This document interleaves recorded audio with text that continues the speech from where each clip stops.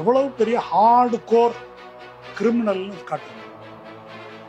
அந்த அவங்களுடைய ரசிகர்களை காவு கொடுக்கறதுக்கு, இன்னும் அவங்கள உசுப்பேத்தி விடுறதுக்கு எந்த எல்லைக்கும் போகக்கூடிய ஒரு நபர் அப்படின்றது தான் விஜய் ஸ்டேட்மெண்ட்லேருந்து தெரியுது.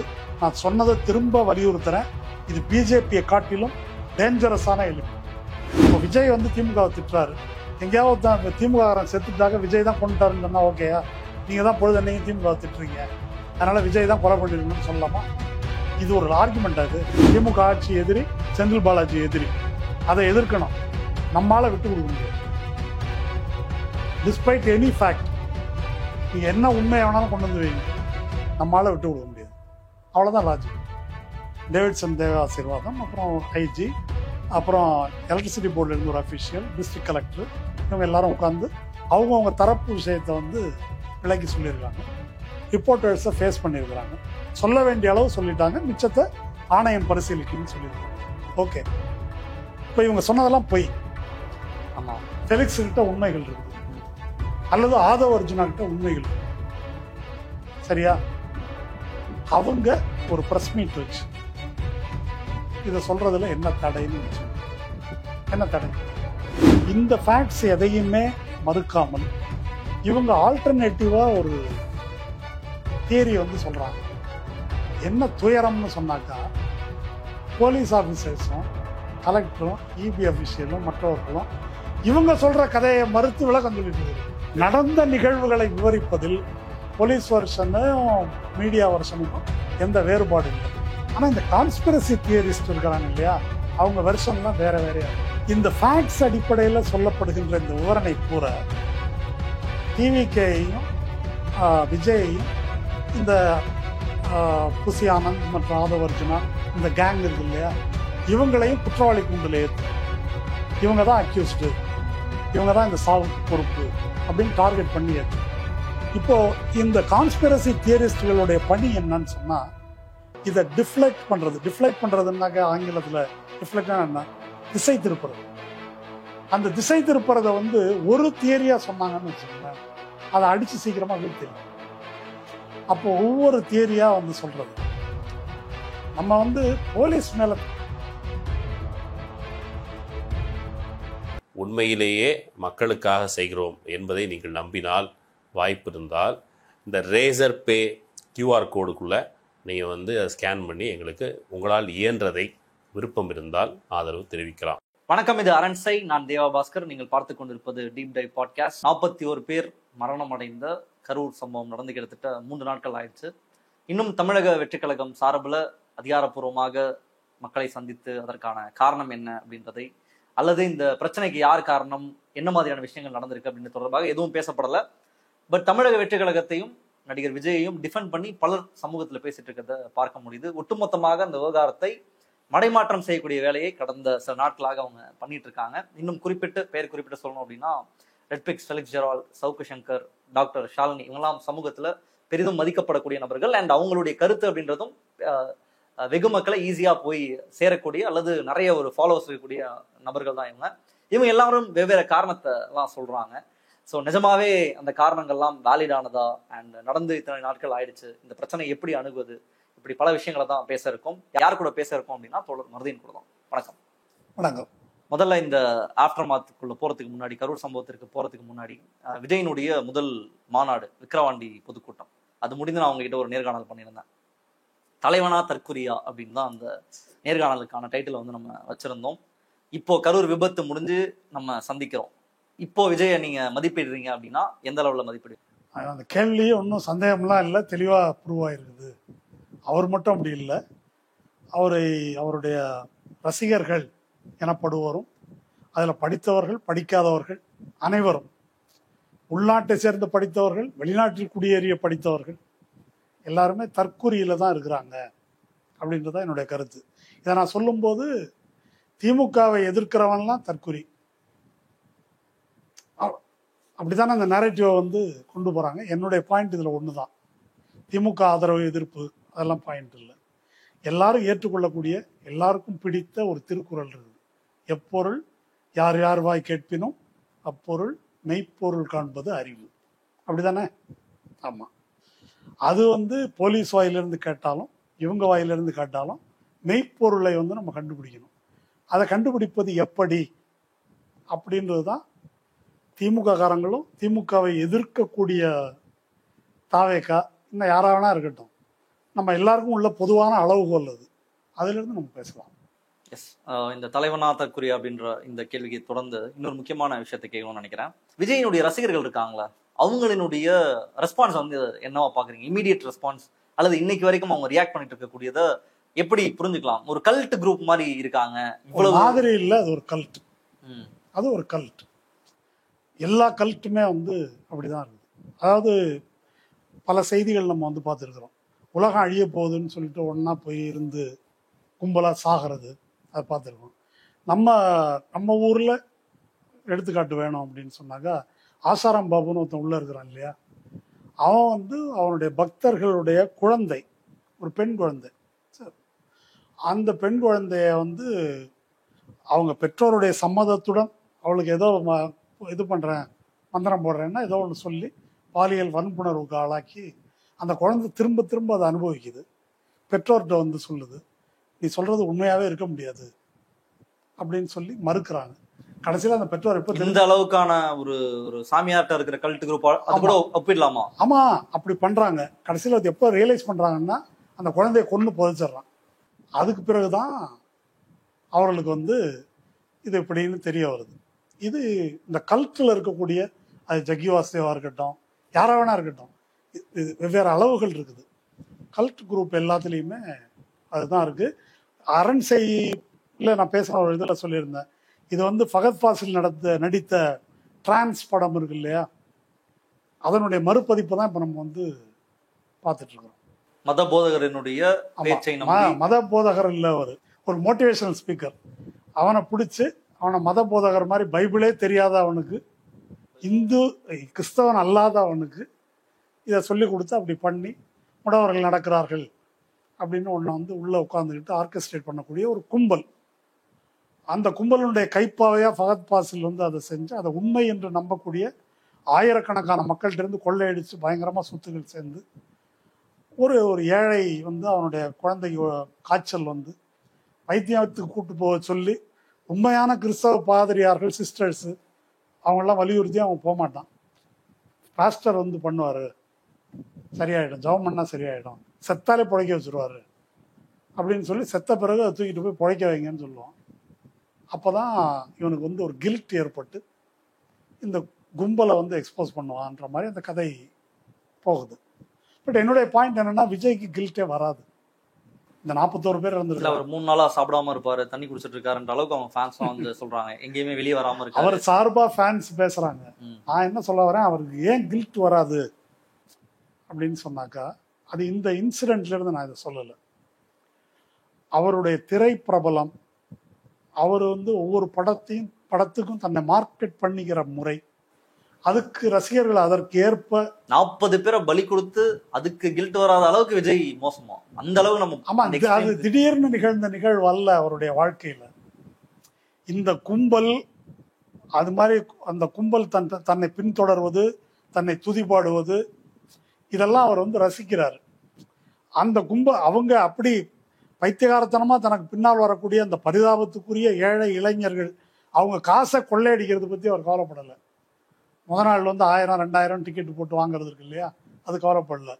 ஆடியோ லான்ச்சு 5000 பேர் தான் சீட் கெப்பாசிட்டி, 25000 பேருக்கு கலர் கலராக பாஸ் கொடுத்து 5000 பேர் மட்டும் முண்டி அடிச்சு உள்ள வந்து 20000 பேர் ரோட்ல நிற்க வைக்கிறது இருக்கு இல்லையா, அது அவசியம்னு அவர் நினைக்கிறாரு. இதெல்லாம் நடந்திருக்கா இல்லையா, தொடர்ந்து நடக்குதா இல்லையா, இதுக்கெல்லாம் என்ன பொருள்? அப்போ ஒரு ஆடியோ லான்ச்சில் அவர் என்ன நடக்கணும்னு விரும்புகிறாரு. விஜயனுடைய ஸ்டார்டம் வந்து ஒவ்வொன்றிலையும் உயருது, அவருடைய மார்க்கெட் ரேட் ஒவ்வொன்றிலையும் உயருது. அப்போ அதை வந்து பாலிடிக்ஸுக்கு வந்து அவர் கொண்டு வர்றாரு. அப்போ பாலிடிக்ஸ் அதே மாதிரி இருக்கணும் அப்படின்னு நினைக்கிறாரு. அப்படி இருக்கணும்னா அதுக்கு என்ன செய்யணுமோ அதை செய்கிறாரு. அதை மேனேஜ் பண்ணக்கூடியவங்களும் அதை புரிஞ்சிருக்கிறாங்க, அவங்க அதை புரிஞ்சிருக்கிறாங்க. அதனால தான் சனிக்கிழமை ஞாயிற்றுக்கிழமை போனோம். இப்போ நிறைய வந்துடுச்சு. அதில் 3 மணிக்கு ஏன் வரல அப்படின்னா, 7 மணிக்கு வந்தால் தான் வேலை பார்த்துட்டு சம்பளம் வாங்கிட்டு வர கூட்டம் வரும், கல்லூரி மாணவர்கள் முடிஞ்சு வருவாங்க. ஏன் போலீஸ் கேட்குது அங்கேயே நிறுத்தினா நிற்கல, ஏன் நிற்கலைன்னா இங்கே வந்தால் தான் நெருக்கி அடிச்சுட்டு பார்க்குறதுக்கு வருவாங்க. ஏன் நாமக்கல்லேருந்து கரூருக்கு வர்றதுக்கு இவ்வளோ நேரம் ஆச்சு, ஏன் ஊர்வலமாக வரணும் அப்படின்னா அப்படி வரணும் அப்படின்றது தான் பிளான். திருச்சியில் ஏர்போர்ட்லேருந்து மரக்கடை ஏறுவதற்கு பல மணி நேரம் ஆச்சுன்னாங்க இல்லையா, அது அப்படி தான் அதை அரங்கேற்றுகிறார்கள். அதனால தான் அங்கே நிறுத்துங்கன்னு சொன்னாக்க அவங்க நிறுத்த மாட்டேன்றாங்க. அதனால் இந்த விஷயத்தில் எல்லாத்துலேயுமே இப்படி நெருக்கி அடித்து கொண்டு தன்னை பார்க்க வராங்க. அது விஜய்க்கு ஒரு சந்தோஷத்தை கொடுத்துருக்கலாம், அதை விரும்புறாருன்னு கூட வச்சுக்கலாம். அதுல 40 பேர் சாவாங்க, அந்த குற்றணர்ச்சி கூட விஜய்க்கு இருக்காதுன்ற அந்த எக்ஸ்ட்ரீமுக்கு போகணுமான்னு கேட்கிறேன். அதுல 40 பேர் சாவாங்க, செத்து போனவங்களை பத்தி கூட விஜய் கவலைப்பட மாட்டாரு. நம்ம எப்படி பார்க்கலாம், ஒருத்தர் குற்ற உணர்ச்சி இருக்கு அல்லது இல்லை, அதை எப்படி மதிப்பிடுவதுன்னு சொல்லுங்க. அதுல இருந்து அவர் எப்படி ரியாக்ட் பண்றாங்க அந்த விஷயம் எப்படி ரியாக்ட் பண்றாங்க அப்படின்றதுல இருந்து தான். சில பேர் தன்னால் இப்படி ஒரு தப்பு நடந்துருச்சுன்னா சூசைட் கூட பண்ணிக்குவாங்க. நம்ம சிலப்பதிகாரம் இலக்கியத்தில் இருக்கு, யானோ மன்னன் யானே கல்வன். கண்ணகிக்கு தவறா தீர்ப்பு வழங்கியதற்காக அங்கே மன்னன் ஹார்ட் அட்டாக் செத்துடுறான்றதான கதை. அந்த மாதிரி உள்ளவர்கள் இருக்கிறாங்க. இப்படி ஒன்று நடந்து போச்சு அப்படின்றதுக்கு நான் விஜயை மட்டும் சொல்லலை, புசி ஆனந்த், ஆதவ் அர்ஜுனா கூட இருந்தாங்க இல்லையா, அத்தனை பேரும் அதை எப்படி பார்க்கிறார்கள். அந்த ஜெகதீஸ்வரன் இருந்தார் இல்லையா, அவர் ஒரு இன்டர்வியூவில் சொல்லியிருந்தார், அந்த ஜான் ஆரோக்கியசாமி இருக்காருல்ல, இதற்கு முன்னால் ஒரு சம்பவத்தில் இப்படி 4-5 பேர் இறந்து போன போது, விடுங்க 4-5 பேர் தானே இறந்து போனாங்க, இப்போ என்ன அப்படின்னு சொன்னாராம். முதல் மாநாட்டில் 400 பேர் மயக்கமடைந்தார்கள். அப்போ புசி ஆனந்தே சொன்னார், பை காட்ஸ் கிரேஸ் தப்பிச்சிட்டோம், இல்லைன்னா வேணா செத்துருப்பான் அப்படின்னாராம். அப்போ அவர்களை பற்றி அவர்களுடைய பார்வை என்ன? நான் டிரான்ஸ் என்பதை ஒரு அந்த சினிமா ஒப்பிட்டு சும்மா சொல்லலை, எக்ஸாஜரேட் பண்ணல. அந்த சினிமாவில் டயலாக் வருது, கூட்டம் வந்துருச்சா அப்படின்னு பின்னால் கண்ட்ரோல் ரூம்லேருந்து இவரை மேடைக்கு அனுப்புறதுக்காக ஜபம் இதெல்லாம் மியூசிக் எல்லாம் போயிட்டு இருக்கும், ஆடுகள் வந்துருச்சான்னு கேட்பாங்க. அப்போ அந்த கூட்டம் வந்த பிறகு இவரை உள்ளே இறக்குவாங்க. அப்போ இவங்களுக்கு இது ஒரு ஆர்கெஸ்ட்ரேட்டட் மேனிப்புலேஷன், அதை தான் அவங்க நடத்துகிறாங்க. அதனால் அங்கே போனது உயிர்கள் அப்படின்னோ அதை பற்றி அவங்களுக்கு அந்த மாதிரி ஒன்று இயல்பாகவே அவங்களுக்கு இல்லை.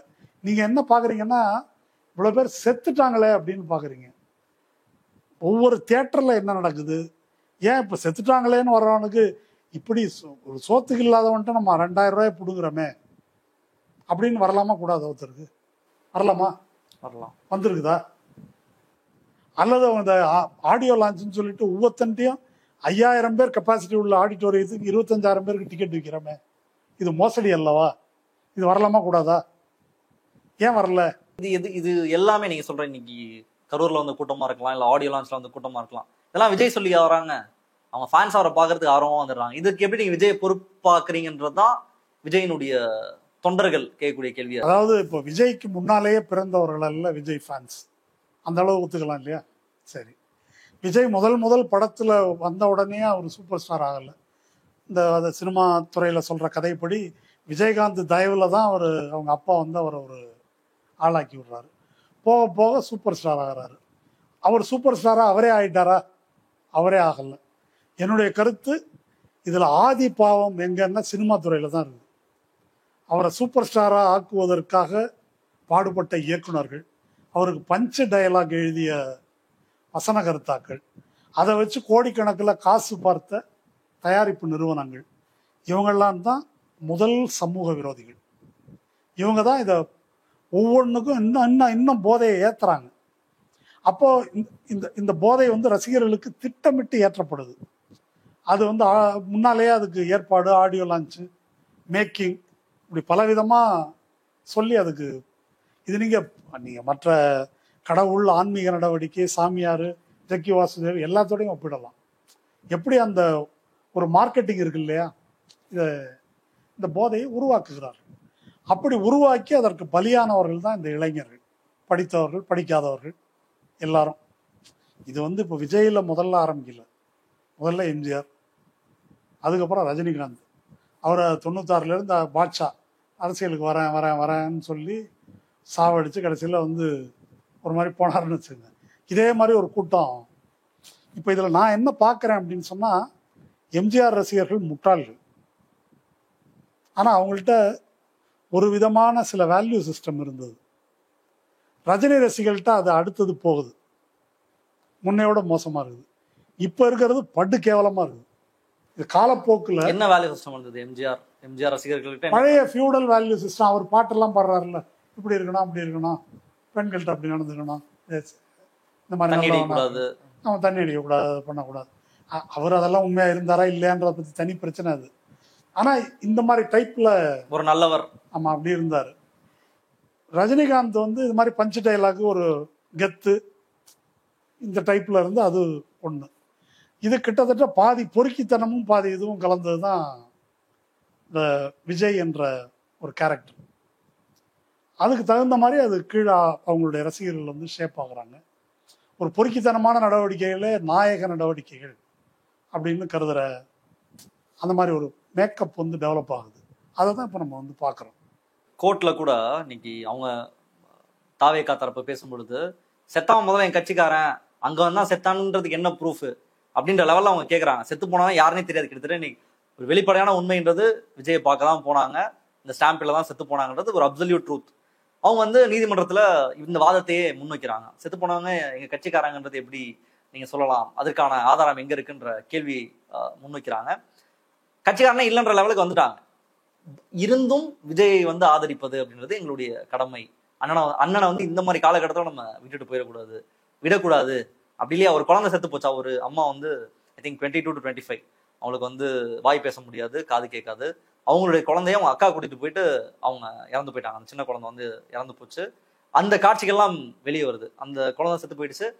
இதுக்கு கமெண்ட் பண்றவங்க என்ன பண்றாங்கன்னா, ஒரு குழந்தை போனா இன்னொரு குழந்தை வந்துடும், ஆனா நமக்கு வந்து ஒரு தளபதி தான் இருக்காங்க.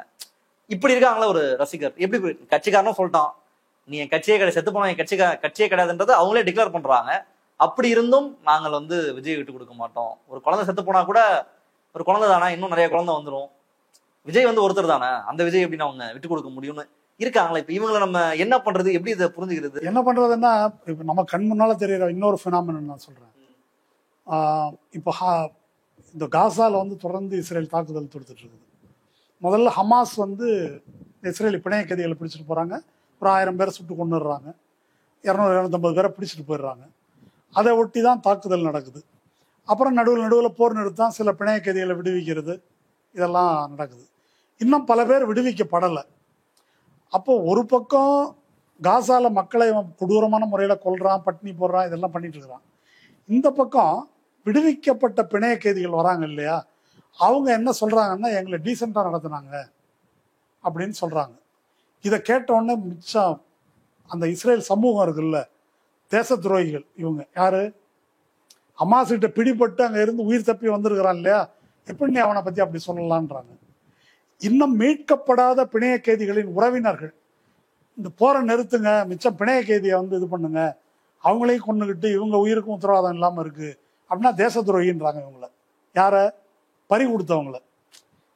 எதுனா சொல்ல வரேன்னாக்கா, இந்த 41 பேர் வந்து விஜயால என்னுடைய பிள்ளையை பறி கொடுத்தேன், மனைவியை பறி கொடுத்தேன், கணவனை பறி கொடுத்தேன்னு யாராவது சொன்னா அவங்க விஜய்க்கு துரோகி அப்படின்னு ட்ரெண்ட் பண்றதுக்கான வாய்ப்பே இருக்குது. பண்ணாங்க. அதுதான் இப்போ இது வந்து நேரா ஒரு ஃபாசிஸ்ட், ஜயோனிஸ்ட் ஃபாசிசம், நெத்தன்யாகு, அவனை ஆதரிக்கணும்.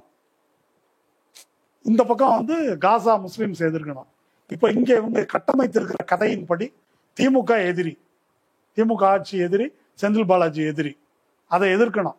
நம்மால விட்டு கொடுக்க முடியாது.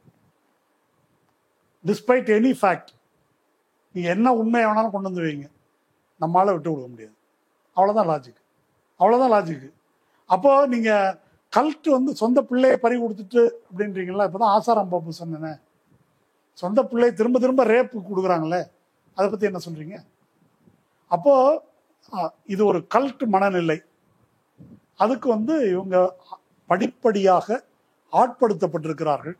இவர்கள் படிக்காதவர்கள்னு தப்பா நம்ம புரிஞ்சுக்க கூடாது. படித்தவர்களா இருக்காங்க இல்லையா விஜய் ரசிகர்கள்ல, அவங்க தான் இந்த கான்ஸ்பிரசி தியரி எல்லாம் உருவாக்குறாங்க. படிக்காதவர்களுக்கு அவ்வளவு புத்தி கிடையாது. அதை உருவாக்கிட்டா அவங்க அதை எடுத்துட்டு போறாங்க கீழே. இப்படிதான் இந்த ப்ராசஸ் நடக்குது. இது வந்து மன்னிக்க முடியாத ஒரு கிரிமினல் மாஃபியா. எல்லாரும் நினைச்சிட்டு இருக்கிறாங்க இந்துத்துவ ஃபாசிஸ்ட் தான் ரொம்ப ஆபத்து. அதை விட ஒரு வகையில் இது டேஞ்சரஸ். ஓகே தோழர், இப்போ விஜயோடைய ஃபேன்ஸ் அவங்க பேசுறது அப்படின்றதெல்லாம் ஓகே, அவங்களுடைய கல்ட் குரூப்பா இருக்காங்க, விஜய் ஆதரிக்கிறாங்க, அவங்களுடைய நிலைப்பாடை நம்மளால புரிஞ்சுக்க முடியுது. இப்போ நான் ஃபர்ஸ்ட் தொடக்கத்துல சொன்னேன்ல, சமூகத்துல கொஞ்சம் அவங்களுக்கான செல்வாக்கு அப்படின்றது இருக்கு ஓரளவுக்கு. மதிப்பு மிக்கன்னு சொன்னீங்க, அதான் அந்த பிரச்சனை. சொல்லுங்க. அவங்களுடைய நிறைய பேர் மதிக்கிறாங்க அப்படின்னா, சரி, அவங்க ஒரு கருத்தை ஃப்ளோட் பண்றாங்க, அந்த கருத்து தொடர்பாக நம்ம பேசலாம். அது ஒரு செல்வாக்கை செலுத்துதுதான். அல்லது விஜய் ரசிகர்களை வந்து பாருங்க நமக்காக ஒருத்தர் வந்து பேசுறாரு, அல்லது இவர் பேசுறதுதான் ஒண்ணு அப்படின்றதெல்லாம் நிறைய பேசுறாங்க. அதுல ஃபெலிக்ஸ் சார் ஒன்று சொல்றாரு, சவுக் ஒன்று சொல்றாரு, ஷாலினி ஒன்று சொல்றாங்க. முதல்ல ஃபெலிக்ஸ் சார்ல இருந்து ஆரம்பிக்கலாம். அவர் அந்த பிரச்சனை வந்ததுல இருந்து வீடியோ போட்டாரு, இப்ப அரெஸ்டும் ஆயிட்டாரு, வதந்தி பரப்பியிருக்கிறார் அப்படின்ற அடிப்படையில. அவரோட தியரின்றது அங்க இன்ட்ரூடர்ஸ் இருந்தாங்கன்றாரு. ரெண்டு விஷயத்த சொல்றாரு, விஜய் மேலேயும் தப்பு கிடையாது, கவர்மெண்ட் மேலேயும் தப்பு கிடையாது, அங்க இன்ட்ரூடர்ஸ் இருந்தாங்க. வழக்கமா சொல்லுவாங்களே, இப்ப ஜல்லிக்கட்டு போராட்டத்துல சமூக விரோதிகள் நுழைஞ்சிட்டாங்க, அந்த மாதிரி சமூக விரோதிகள் நுழைந்தாங்க. கத்தியெல்லாம் வச்சுட்டு கிழிச்சிட்டாங்க. நிறைய பேர், ஒரு 6-7 பேர் முதுகுல கோடு போட்டாங்க, கத்தி வச்சுட்டு கோடு போட்டாங்க. ஒருத்தர் வந்து மயங்கி விழுந்து கிடக்குறாங்களாம், அவங்கள ஏறி மிதிக்கிறாங்களாம், மயங்கி விழுந்தவங்களை ஏறி மிதிக்கிறாங்களாம். விஜய் மேல வந்து செருப்பு, கல்லு, கெட்ட வார்த்தை போட்டு திட்டுறது, இது எல்லாமே நடந்திருக்கு. அப்போ இந்த கரூர் உள்ள வந்தோன்னே ஆல்ரெடி அங்க ஒரு ட்ராப் செட் பண்ணி வச்சிருக்காங்க ஆளுங்களை. அந்த ஆளுங்க எல்லாம் உள்ள பூடுறாங்க. உள்ள பூந்து இவ்வளவு பெரிய குளறுபடி நடந்திருக்கு. இதை வந்து கவர்மெண்ட் வந்து கண்டுபிடிக்கணும், விசாரணை ஆணையம் கண்டுபிடிக்கணும். விஜய் மேல தப்பு இருக்கா அப்படின்னா இல்ல. 3 to 10 டைம் கொடுத்துருக்காங்க. 7 o'clock வந்துட்டாரு, கரெக்டா உள்ள வந்தாரு, பேசுறாரு, அங்க முடிஞ்சிருச்சு, கிளம்பி வராரு. நீங்க என்ன தப்பு விஜய் மேல சொன்னாலும் விஜய் மேல இந்த தப்பு இல்லைன்றது அவர் தரப்பு வாதம். எல்லாமே ப்ராப்பரா. ஒருத்தன் 40 பேர் பலி கொடுக்கணும்னு ஒருத்தன் வருவானா, ஒரு கூட்டத்திற்கு பேசுவதற்கு வருவானா, அது வந்ததுன்றது அவர் ஆப்வியஸா பாக்குறதுக்கு. இன்னைக்கு நடந்தது அப்படின்றது ஒரு ட்ராப்பை செட் பண்ணி வச்சாங்க, அதுல விஜய் வந்து மாட்டிக்கிட்டாரு. இதுதான் அரசியல் அப்படின்றத இன்னைக்கு விஜய்க்கு ப்ரூவ் பண்ணிட்டாங்க அப்படின்றது அவருடைய வாதம். எப்படி பாக்குறீங்க? இதெல்லாம் உண்மையை சொல்லிட்டாரு, இது ஆணையம் கண்டுபிடிக்கணும். ஆமா, இதெல்லாம் தான் இருக்கு. இப்ப அவரே கண்டுபிடிச்சிட்டாரு, அப்புறம் எதுவுமே ஆணையம் கண்டுபிடிக்கிறதுக்கு என்ன இருக்குது? யார் அந்த சமூக விரோதிகள், யார் அந்த இன்ட்ரோடக்ஷன் எதனால பண்ணாங்க? ஆமா, எல்லாமே தெரியுமே அவருக்கு. ஏங்க 6 பேரை கிழிச்சிருக்கிறாங்க, எப்படி கிழிச்சாங்க, எப்படி மிதிச்சாங்க, இவ்வளோ டீட்டெயில் அவருக்கு தெரியுதுங்கும் போது அதுக்கான எவிடன்ஸ் எல்லாம் அவர்கிட்ட இருக்கணும்ல. இல்லாமே சொல்லுவாரு. இந்த எவிடன்ஸ் அவர் கொடுக்க வேண்டியதானே, அதுல என்ன ப்ராப்ளம்? இப்போ இதுல உள்ள பிரச்சனை என்ன அப்படின்னு கேட்டாக்கா, இது ஒண்ணுதானே, நிறைய இருக்கு. நம்ம போ பேசுவோம். நம்ம இதுதான் ட்ராப், இன்ட்ரோடக்ஷன் உள்ள பூந்துட்டாங்கன்றத நம்ம ஒரு அவுட்லைனா வச்சுக்கலாம். Okay, right. இப்போ இதை இப்படி தொடங்குவோம். முதல்ல கரூர்ல இந்த நிகழ்ச்சி நடத்துறதாவே இல்லை. ஒரிஜினல் ப்ரோக்ராம் ஒரு திருவள்ளூர்ல நடத்துறதுன்றாங்க. இங்க முப்பெரும் விழா நடத்தினதுனால இந்த இடத்துல நடத்தி நம்ம கெத்தை காட்டணும் அப்படின்றதுக்காக தான் அவர் மாத்திருக்காரு அப்படின்னு திமுக சொல்றாங்க. அவர் என்ன காரணத்துக்காக மாத்தினாரு அப்படின்றது நமக்கு தெரியாம இருக்கலாம், அவங்க சொல்ற மாதிரி இல்லாமையும் இருக்கலாம். ஆனா மாத்தினாருன்றது ஒரு ஃபேக்ட். மாத்திருக்காரு. சரி, மாத்தின பிறகு காலையில நாமக்கல், அடுத்தது கரூர். ஆமா, காலையில 8:30 மணிக்கு நாமக்கல்னு சொல்லிட்டு அவர் 8:30 மணிக்கு தான் ஏர்போர்ட்டுக்கே வந்தாரு. அந்த ஃபேக்ட் யாராவது மறுக்க முடியுமா? மறுக்க முடியாது. இதுல ஏதாவது கான்ஸ்பிரசி இருக்கா? இது திமுக அவரை 8:30க்கு தான் வரணுன்ற மாதிரி பண்ணிடுச்சா? அப்படி ஒன்றும் இல்லையே, அது அவருடைய சொந்த விருப்பம். லேட்டா வர்றாரு, லேட்டா வந்து அங்க வந்து 12:30 நடக்குதுன்றாங்க இங்க நாமக்கல்ல. சரி, நாமக்கல்ல 41 பேர் சாகலை. ஆனா போலீஸார் கொடுத்த ரிப்போர்ட், அந்த பிரஸ் மீட் ஒன்று வச்சாங்க இல்லையா, பல பேர் மயக்கமா இருந்து ட்ரீட் பண்ணப்பட்டு ஒரு 40-50 பேர் குணமாய் போயிருக்கிறாங்க. ஒரு 4-5 பேர் உயிருக்கு ஆபத்தான நிலையில ஹாஸ்பிட்டல்ல இருக்கிறதாக சொன்னாங்க. சரியா? அங்க இந்த கான்ஸ்பிரசி உண்டா கிடையாதா? நாமக்கல்ல இது நடந்திருக்குது. எண்ணிக்கை தான் கம்மி, 41, அங்க 4-5 அங்க இருக்கிறாங்க. அதுக்கு பிறகு நாமக்கல் டு கரூர். இங்க கரூருக்கு எத்தனை மணிக்கு வரணும் அப்படின்றதுக்கு ஏற்கனவே வந்து இவங்க பர்மிஷன் 3 to 10 அப்படி வாங்கியிருக்கிறாங்க. ஆனால் அவங்களுடைய social media handle Bussy Anand அறிவிப்பில் எல்லாத்துலேயும் வந்து அவர் எப்போ வராருன்னு அறிவிச்சிருக்கிறாங்க. 2 மணிக்கா 3 மணிக்கு அப்படின்னு அறிவிச்சிருக்கிறாங்க. அப்போ 3 மணிக்கு வராரு அப்படின்னு எந்த அடிப்படையில் அறிவிச்சாங்க? ஏன் 7 மணிக்கு வந்தாங்க? நாமக்கல் கூட்டம் முடிந்து கரூருக்கு வருவதற்கு 3 மணிக்கு வர முடியலையா, இல்லை 4 மணிக்கு வர முடியலையா? ஏன் வர முடியவில்லை? அப்போ அவங்க எப்படி மெதுவா திட்டமிட்டே அப்படி வந்தாங்க என்பதை போலீஸ் தன்னுடைய எஃப்ஐஆர்ல சொல்றாங்க. இது எல்லாத்துக்குமே வீடியோ ஆதாரம் இருக்கு. அங்கிருந்து ஒரு கும்பலோட ஊர்ந்து தான் அது வருது. முன்னால புசி ஆனந்த் போன்றவர்களின் காரு, அது என்ன ஸ்பீடுக்கு போதோ அந்த ஸ்பீடுக்கு தான் அந்த பஸ் வர முடியும் அவங்க மெதுவாக தான் உருட்டிட்டு போகிறாங்க. அது எதுக்கு அப்படின்னா அந்த சுற்றி இருக்கிற க்ரௌடு நிரந்தரமாக இருக்கணும், அதை காட்டுறதுக்காக தான் செய்கிறாங்க.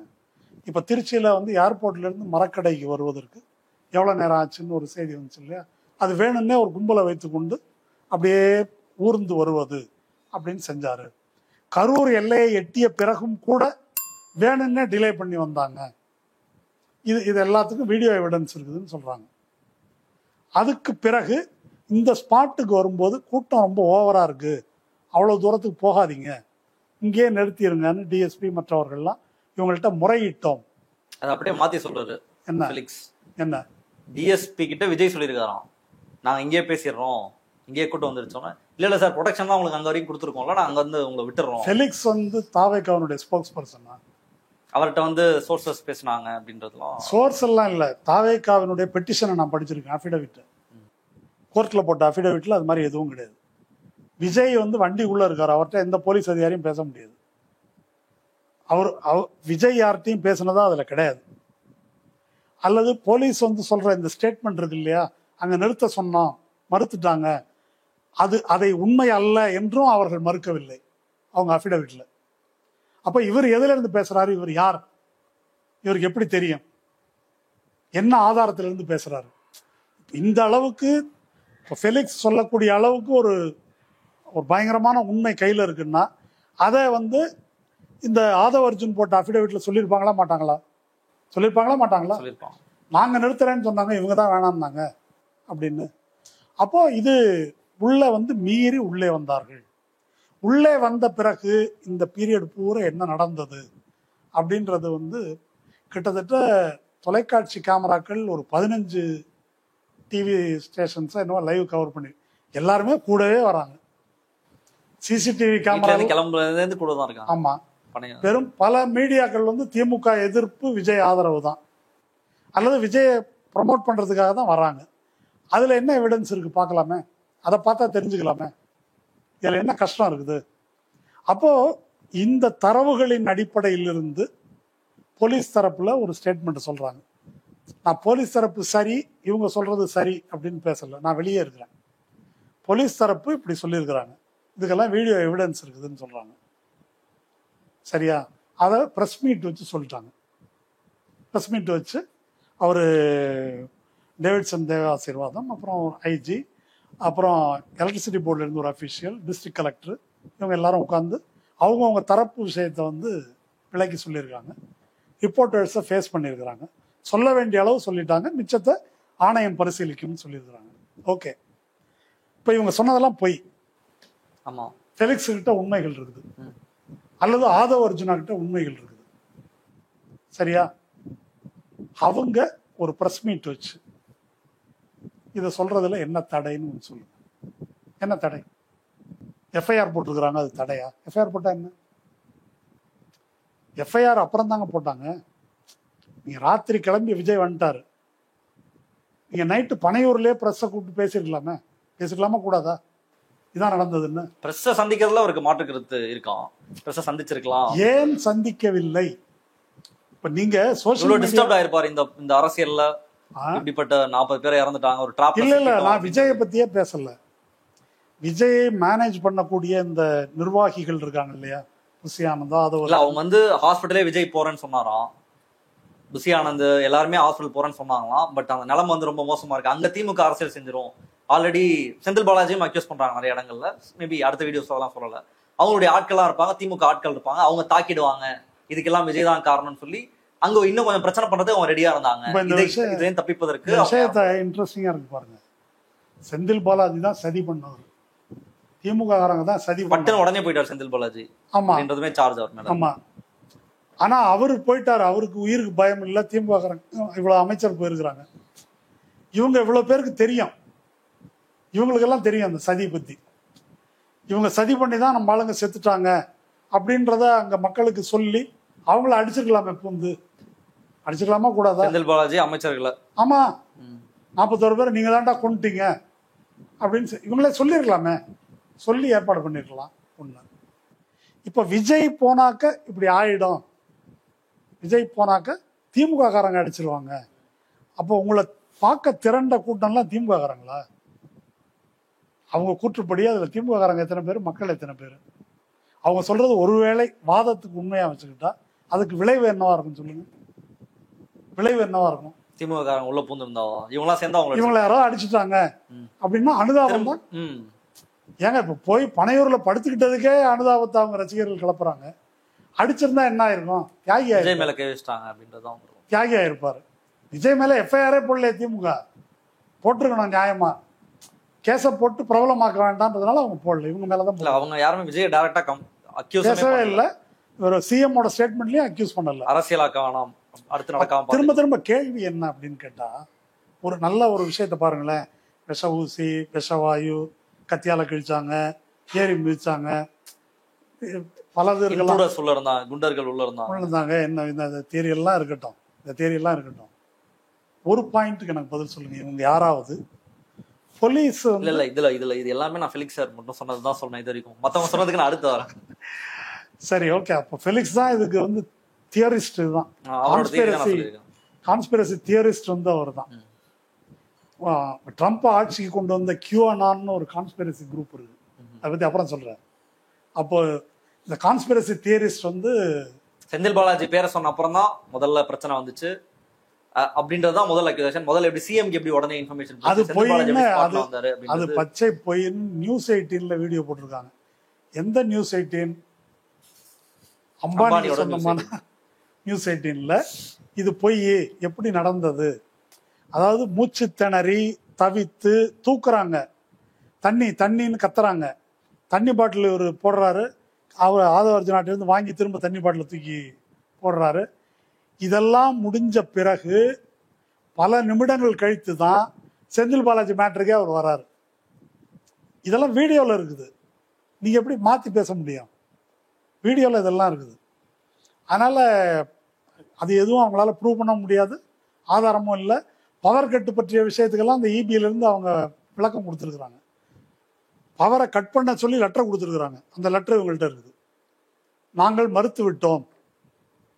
ஒரு டைம் மட்டும் நாங்கள் கட் பண்ண, எப்போன்னா டிரான்ஸ்ஃபார்மரில் ஏறினாங்க, பிரச்சனை ஆகிடும்ன்றதுனால கட் பண்ணிட்டு போலீஸை விட்டு அவங்கள இறக்க சொல்லிட்டு திரும்ப பவரை கொடுத்தோம். நிகழ்ச்சி நடக்கும்போது எல்லா வீடுகள்லையும் லைட் எரிந்தது நீங்கள் பார்க்கலாம். மற்றபடி அவங்க ஜென்ரேட்டர் அவங்க வச்சுருந்தாங்க இல்லையா, அதுக்குள்ளே இவங்களே பூந்து பிரச்சனையாகி அதில் வந்து ஒயர் கட்டாகி தான் அது பவர் போயிருக்குதே தவிர எலக்ட்ரிசிட்டி போர்டோட பவர் வந்து தொடர்ந்து தான் இருந்தது. இப்போ இதெல்லாம் யாருமே மாற்றி சொல்ல முடியாதுங்க, வீடியோ எவிடன்ஸ் இருக்கு. அப்போ இந்த எவிடன்ஸ் எதுவுமே இப்போ அவங்க சொல்றாங்க இல்லையா, இது எதையாவது ஃபெலிக்ஸ் மறுத்து சொல்லியிருக்காரா? இவங்க ஒரு புது கதை சொல்றாங்க. இவங்க சொல்ற கதை பூரா நல்லா இதை கவனிக்கணும் நீங்க. இவங்க ஃபெலிக்ஸ் சொல்றதோ சோஷியல் மீடியாவில் இவங்க எழுதுறதோ பேரலா வேற ஒரு ஸ்டோரி சொல்றாங்க. இந்த ஸ்டோரியை ஏன் மறுக்க மாட்டேன்றாங்க? போலீஸ் வெர்ஷன் இருக்கு இல்லையா, இந்த போலீஸ் வெர்ஷன் வந்து பேஸ்ட் ஆன் ஃபேக்ட்ஸ். இதுக்கெல்லாம் வீடியோ ஆதாரம் இருக்குது கண்ணுக்கு முன்னால.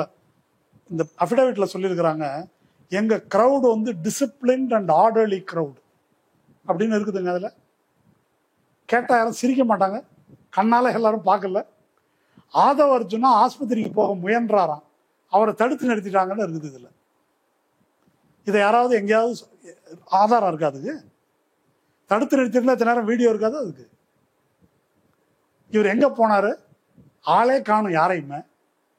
நான் ஆஸ்பத்திரிக்கு போக முயன்றேன், என்னை தடுத்தார்கள் அப்படின்னு அந்த அஃபிடவிட்ல இருக்குது. இதுக்கெல்லாம் என்ன எவிடன்ஸு? அப்போ போலீஸ் அரசு தரப்பிலிருந்து, இது அரசு தரப்புன்னு மட்டும் சொல்லக்கூடாது. பத்திரிகையாளர் கோட்டீஸ்வரன் பேசுறாரு, துக்ளக்கை சேர்ந்த பத்திரிகையாளர் இதயா இருக்கார் இல்லையா, அவர் அந்த ஸ்பாட்டு இடம் தெரிஞ்சவர், அவர் பேசுறாரு. இந்த ஹைகோர்ட் பெட்டிஷன்ல போட்டிருக்கிறாங்க, ஒரு சந்தில் எங்களுக்கு இடம் கொடுத்துட்டாங்க. சந்தோட அகலம் எவ்வளோன்னு நினைக்கிறீங்க நீங்க? அந்த road 80 feet road, 80 feet road. அதை துக்ளக் இதயா சொல்றாரு, இவர் சொல்றாரு. மற்ற துக்ளக் இதயா சொல்லும் போது மற்ற இடத்துக்கு கொடுத்தா இன்னும் டெத் வந்து அதிகமா இருக்கும். அப்போ இதை பெட்டிஷன்ல எழுதுறாங்க, இது என்னன்னே தெரியாது இவங்களுக்கு. அப்போ அங்க இதை இப்படி குறிப்பிடுறாங்க. இப்போ போலீஸ் சொல்வது மட்டும் அல்ல, எல்லா பத்திரிகையாளர்களும் சொல்றாங்க. அவங்க வந்து இந்த விவரங்களின் அடிப்படையிலிருந்து இவங்க சொல்லக்கூடிய பொய் புனை சுருட்டுகளை அவங்களால நிறுவ முடியாது. அதனால என்ன செய்யறாங்க அப்படின்னு சொன்னாக்கா, இந்த மாதிரி ஒரு பேரலான கான்ஸ்பிரசி தியரிக்குள்ளே போகிறாங்க. இது வந்து ரொம்ப டிசைன்டு. இது அறியாமையினால வர்றது கிடையாது.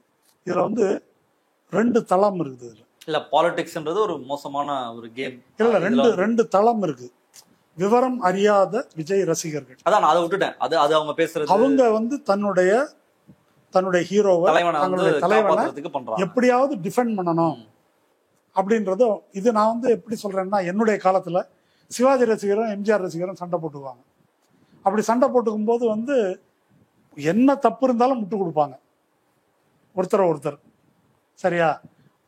இது வந்து ஒரு ரசிகனுடைய மனோபாவம், அப்படி டிஃபெண்ட் பண்றது. அந்த லெவல்ல அவங்க இருக்கிறாங்க. இந்த கான்ஸ்பிரசி தியரியை வந்து அவங்க உருவாக்குறது இல்லை. அந்த கான்ஸ்பிரசி தியரியை உருவாக்குறது வேற ஒரு குரூப். இப்போ நீங்க சொன்னீங்களே குருநாதர் ஃபெலிக்ஸ், அவர், இது போன்றவர்கள், அவங்க வந்து இதுக்கு ஏஜென்சியே இருக்குன்னு சொல்றாங்க. ரவுட்ஸா என்னவோ சொல்றாங்க. அந்த ஏஜென்சி ரூட் அவங்க தான் இதை உருவாக்குறாங்க. உருக்கி அதுக்கு முன்னாடியே பேசிட்டார் அவரு.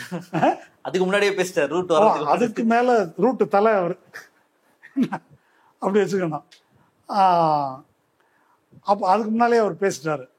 அப்போ இந்த கான்ஸ்பிரசி தியரியை வந்து நான் அப்சர்வ் பண்ணதுல இருந்து எப்படி உருவாக்குறாங்க, இது ரொம்ப முக்கியம். இது எப்பொழுதுமே போலீஸ் வெர்ஷன் அல்லது கவர்மெண்ட் வெர்ஷன் அல்லது மீடியா வெர்ஷன் இருக்கு இல்லையா, அது எல்லாமே ஒன்று தான். விதவிதமாக வருதா? அதில் ஏதாவது விதவிதமாக வருதா? இப்போ நம்ம கோடீஸ்வரனோ மற்றவர்களோ போலீஸு தடுத்திருக்கலாம், கொண்டிருக்கலாம், அப்படி ஒன்று. அதை பற்றி அது அவங்களுடைய அபிப்பிராயம், கொஞ்சம் கட்டுப்படுத்திருக்கலாம், இப்படி சிலர் அபிப்பிராயம். விஜய் தான் பிரைம் அக்யூஸ்ட். ஆமாம், நடந்த நிகழ்வுகளை விவரிப்பதில் போலீஸ் வெர்ஷனும் மீடியா வெர்ஷனுக்கும் எந்த வேறுபாடு இல்லை. ஆனால் இந்த கான்ஸ்பிரசி தியரிஸ்ட் இருக்கிறாங்க இல்லையா, அவங்க வெர்ஷன்லாம் வேற வேறையா இருக்கும். அது ஏன் அப்படின்றது ரொம்ப சுவாரஸ்யமான கேள்வி. இந்த ஃபேக்ட்ஸ் அடிப்படையில் சொல்லப்படுகின்ற இந்த விவரணை பூரா டிவிகேயையும் விஜயையும் இந்த புசி ஆனந்த் மற்றும் ஆதவ் அர்ஜுனா, இந்த கேங் இருக்கு இல்லையா, இவங்களையும் குற்றவாளி கூண்டில் ஏற்றுது. இவங்க தான் அக்யூஸ்டு, இவங்க தான் இந்த சாவுக்கு பொறுப்பு அப்படின்னு டார்கெட் பண்ணி ஏற்றுது. இப்போ இந்த கான்ஸ்பிரசி தியரிஸ்டுகளுடைய பணி என்னன்னு சொன்னா, இதை டிஃப்ளெக்ட் பண்றதுன்னாக்க ஆங்கிலத்தில் டிஃப்ளெக்ட்னா என்ன, திசை திருப்புறது. அந்த திசை திருப்புறதை வந்து ஒரு தியரியா சொன்னாங்கன்னு வச்சுங்களேன், அதை அடிச்சு சீக்கிரமா வீழ்த்திடலாம். அப்போ ஒவ்வொரு தியரியா வந்து சொல்றது. நம்ம வந்து போலீஸ் மேல தப்பு சொல்லலைங்க. செந்தில் பாலாஜி சதி, அவர் ஒரு 500-1000 பேரை இறக்கி நம்ம போலீஸை சொல்லக்கூடாது. இது ஒரு ட்ராக். இன்னொரு ட்ராக்கு என்ன அப்படின்னா, மக்களை சொல்லணும் சார், அவங்களுக்கு எங்க அறிவு போச்சு, அவரை போய் நம்ம விஜயன் சொல்லிக்கிட்டு, அவர் வந்தாரு, இவங்களுக்கு பிள்ளையை தூக்கிட்டு கற்பனை பண்ண தூக்கிட்டு கை குழந்தை எடுத்துட்டு போவாங்களா, அவளுக்கெல்லாம் புத்தி இருக்குதா அப்படின்னு மக்கள் மேல பழிய போடுறது இருக்கு இல்லையா, அது வந்து 2வது. 3வது, சுமன் ஸ்ரீராமன் சொல்றாரு, 10,000 பேர்னா 10,000 பேர் தான் வருவாங்களா சார், 20,000 பேர் 30,000 பேர் வருவாங்க. நீங்க வந்து ஆளுங்கட்சியை சொல்றாங்கன்னா ஆளுங்கட்சி சொல்லுவாங்க தான், நீங்க வந்து தடுத்திருக்கணும். அதுக்கு மேல யாரும் வரக்கூடாது. தப்பு பண்ணலாம், அரசு தப்பு பண்ணக்கூடாது. போலீஸ் வந்து தடுத்திருக்கணும்.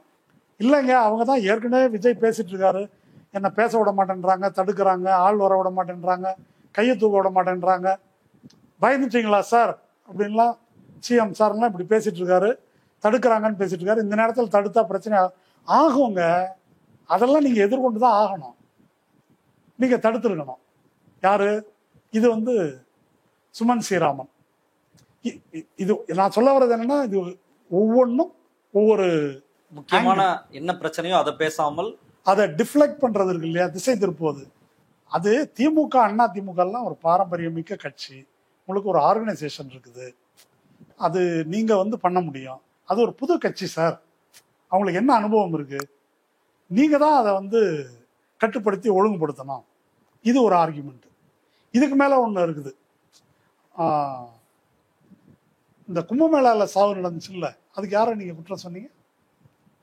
கள்ளக்குறிச்சி அரசு தானே குற்றம் சொன்னீங்க. அப்போ அவங்க வருவாங்க, விஜய் ரசிகர்கள்னா அது விஜய் ஆளுங்க. அவங்க செத்து போனாக்க விஜய்க்கு சந்தோஷமா வரும், அவரு அப்படியே துயரத்துல இருப்பாரு. அப்போ அந்த சாவை தடுத்திருக்க வேண்டியது யார் பொறுப்பு? எதுக்கு நீங்கள் கவர்மெண்ட்டுன்னு இருக்கிறீங்க? இது இன்னொரு ஆர்குமெண்ட். கும்பமேளாவுக்கும் இதுக்கு என்ன டிஃபரன்ஸ் சொல்லுங்க? கும்பமேளா ஸ்டேட்டே ஆர்கனைஸ் பண்ணி நடத்தின ஒரு நிகழ்வு. அப்போ அதுக்கு ஸ்டேட் வந்து பொறுப்பேற்கணும். இது உங்களுடைய ப்ரோக்ராம். உங்களுடைய ப்ரோக்ராம்ல உங்க பொறுப்பு என்ன? இல்ல அதுல யார் வேணா தப்பு பண்ணலாம். நீங்க சுமந்த் ராமன் சொன்னதுதான், யார் வேணா தப்பு பண்ணலாம். தனிநபர் தப்பு பண்ணலாம், அமைப்பு தப்பு பண்ணலாம். தப்பே பண்ணாம இருக்கக்கூடிய ஒரு நிறுவனமா அரசு தான் இருக்கணும். அரசு வந்து ப்ராப்பரா இருந்திருக்கணும். அவன் ஒருத்தர் பேட்டியை கொடுத்தாரு, 10,000 பேர் சரி 10 லட்சம் கூட பேர் கூட வருவாங்க, அதை நீங்க தான் தடுக்கணும் அப்படின்றத சொல்றாங்க. அதை நம்ம இல்ல இந்த ஆர்குமெண்ட் வந்து ஒரு ஃபெலாஷியஸ் ஆர்குமெண்ட். இதை எப்படி வேணா திருப்பி எப்படி வேணா பேசலாம். என்னுடைய கேள்வி என்னன்னா, எளிதா இப்படி ஒரு கேள்வி கேட்கிறேன். ஒரு அரசியல் கட்சி கூட்டத்துல இது வந்து பிரம்மாண்டமா எத்தனை, ஒரு 10 லட்சம் பேர் கூட்டிட்டாங்களா? அவ்வளவு பேர் கூடல. ஓகே, எவ்வளவு பேர் கூட்டினாங்க அவங்க கணக்குப்படி? 25,000. 27,000 பேர். 25,000 பேர். அந்த ரோடு வந்து நேரா போகுது. 25,000 பேர் நிக்கிறதுக்கு அங்க இடம் இருக்காதுன்னு நினைக்கிறீங்க? அந்த ரோடு போகுது இல்லையா நேரா? விஜய பாக்குறதுக்கு முண்டி அடிச்சுட்டு ஒரு இப்ப அங்க பிரச்சனை என்ன? அந்த பாயிண்ட் தான். பாக்குறதுக்கு முண்டி அடித்தது. நான் என்ன சொல்றேன்னா, 5,000 பேர் தான் இருந்தாங்க இந்த கூட்டம்னாலும் இந்த சாவு நடந்திருக்கும். ஏன் நடந்திருக்கும் அப்படின்னா, அது போலீஸ் வந்து விளக்கிட்டு வராங்க முதல்ல இருந்து. இங்க உள்ள வரும்போது அவர் ஒருவேளை மேலேயே நின்று கையாட்டிட்டு வந்திருந்தா ரைட்டு விஜய் பார்த்தாச்சுன்னு கிளம்பி போயிருப்பாங்க. இவர் வந்து உள்ள வந்து கதவை சாத்தி லைட் ஆஃப் பண்ணிக்கிட்டாரு. அப்ப விஜயை பார்க்கணும்னாலே அந்த கூட்டம் நடக்கிற ஸ்பாட்டுக்கு வந்தாதான் பார்க்க முடியும் என்ற ஒரு கட்டாயத்தை வந்து ஏற்படுத்திட்டாரு. இதெல்லாம் நடந்தது உண்மையா இல்லையா? அப்போ இது கேட்க வந்த கூட்டம் இல்லை, பார்க்க வந்த கூட்டம். கேட்க வந்த கூட்டம்னு ஒரு கேனப்பாயோட சொல்ல மாட்டான். ஏன்னா அவர் என்ன பேசினாரு கேட்கறதுக்கு, அல்லது கேட்கறதா இருந்தாலும் கேட்கவே கேட்காது, இறைச்சல். நான் பேசுறது எனக்கே கேட்கலன்னு அவரே சொல்லியிருக்காரு. இதுக்கு மேல என்ன வேணும்? அப்ப கேட்கறதுக்கு அங்க ஒண்ணும் இல்லை, விஜய் பார்க்கணும். அப்ப நீங்க அதனாலதான் அந்த இன்டர்வியூல சொன்னேன், நீங்க திருப்பதி ஏழுமலையான் கோயில் மாதிரி திருப்பதி கோயிலில் டெய்லி லட்சக்கணக்கில் வராங்க.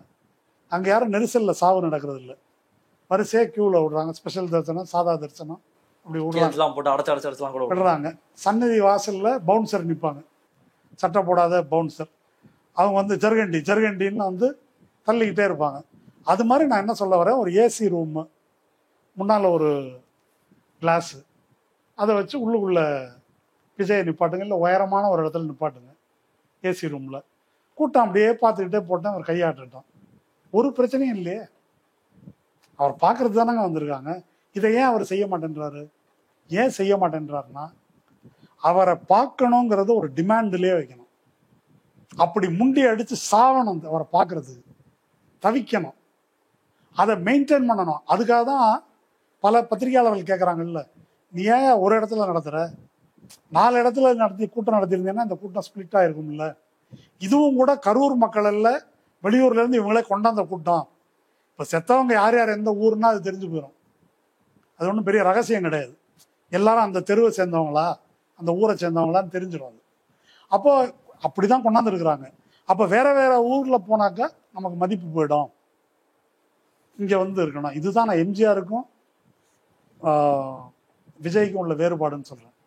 எம்ஜிஆர் வந்து அங்கங்கே அப்படி கையாட்டிக்கிட்டே போவார், கீழே இறங்குவார், 2 கிழவிகளை கட்டி பிடிப்பார், அதை எடுத்து ஃபோட்டோ எடுத்து போடுவாங்க. இவர் பக்கத்தில் பவுன்சரை தவிர யாரையும் பக்கத்தில் விடுறது இல்லையே, அப்படித்தானே?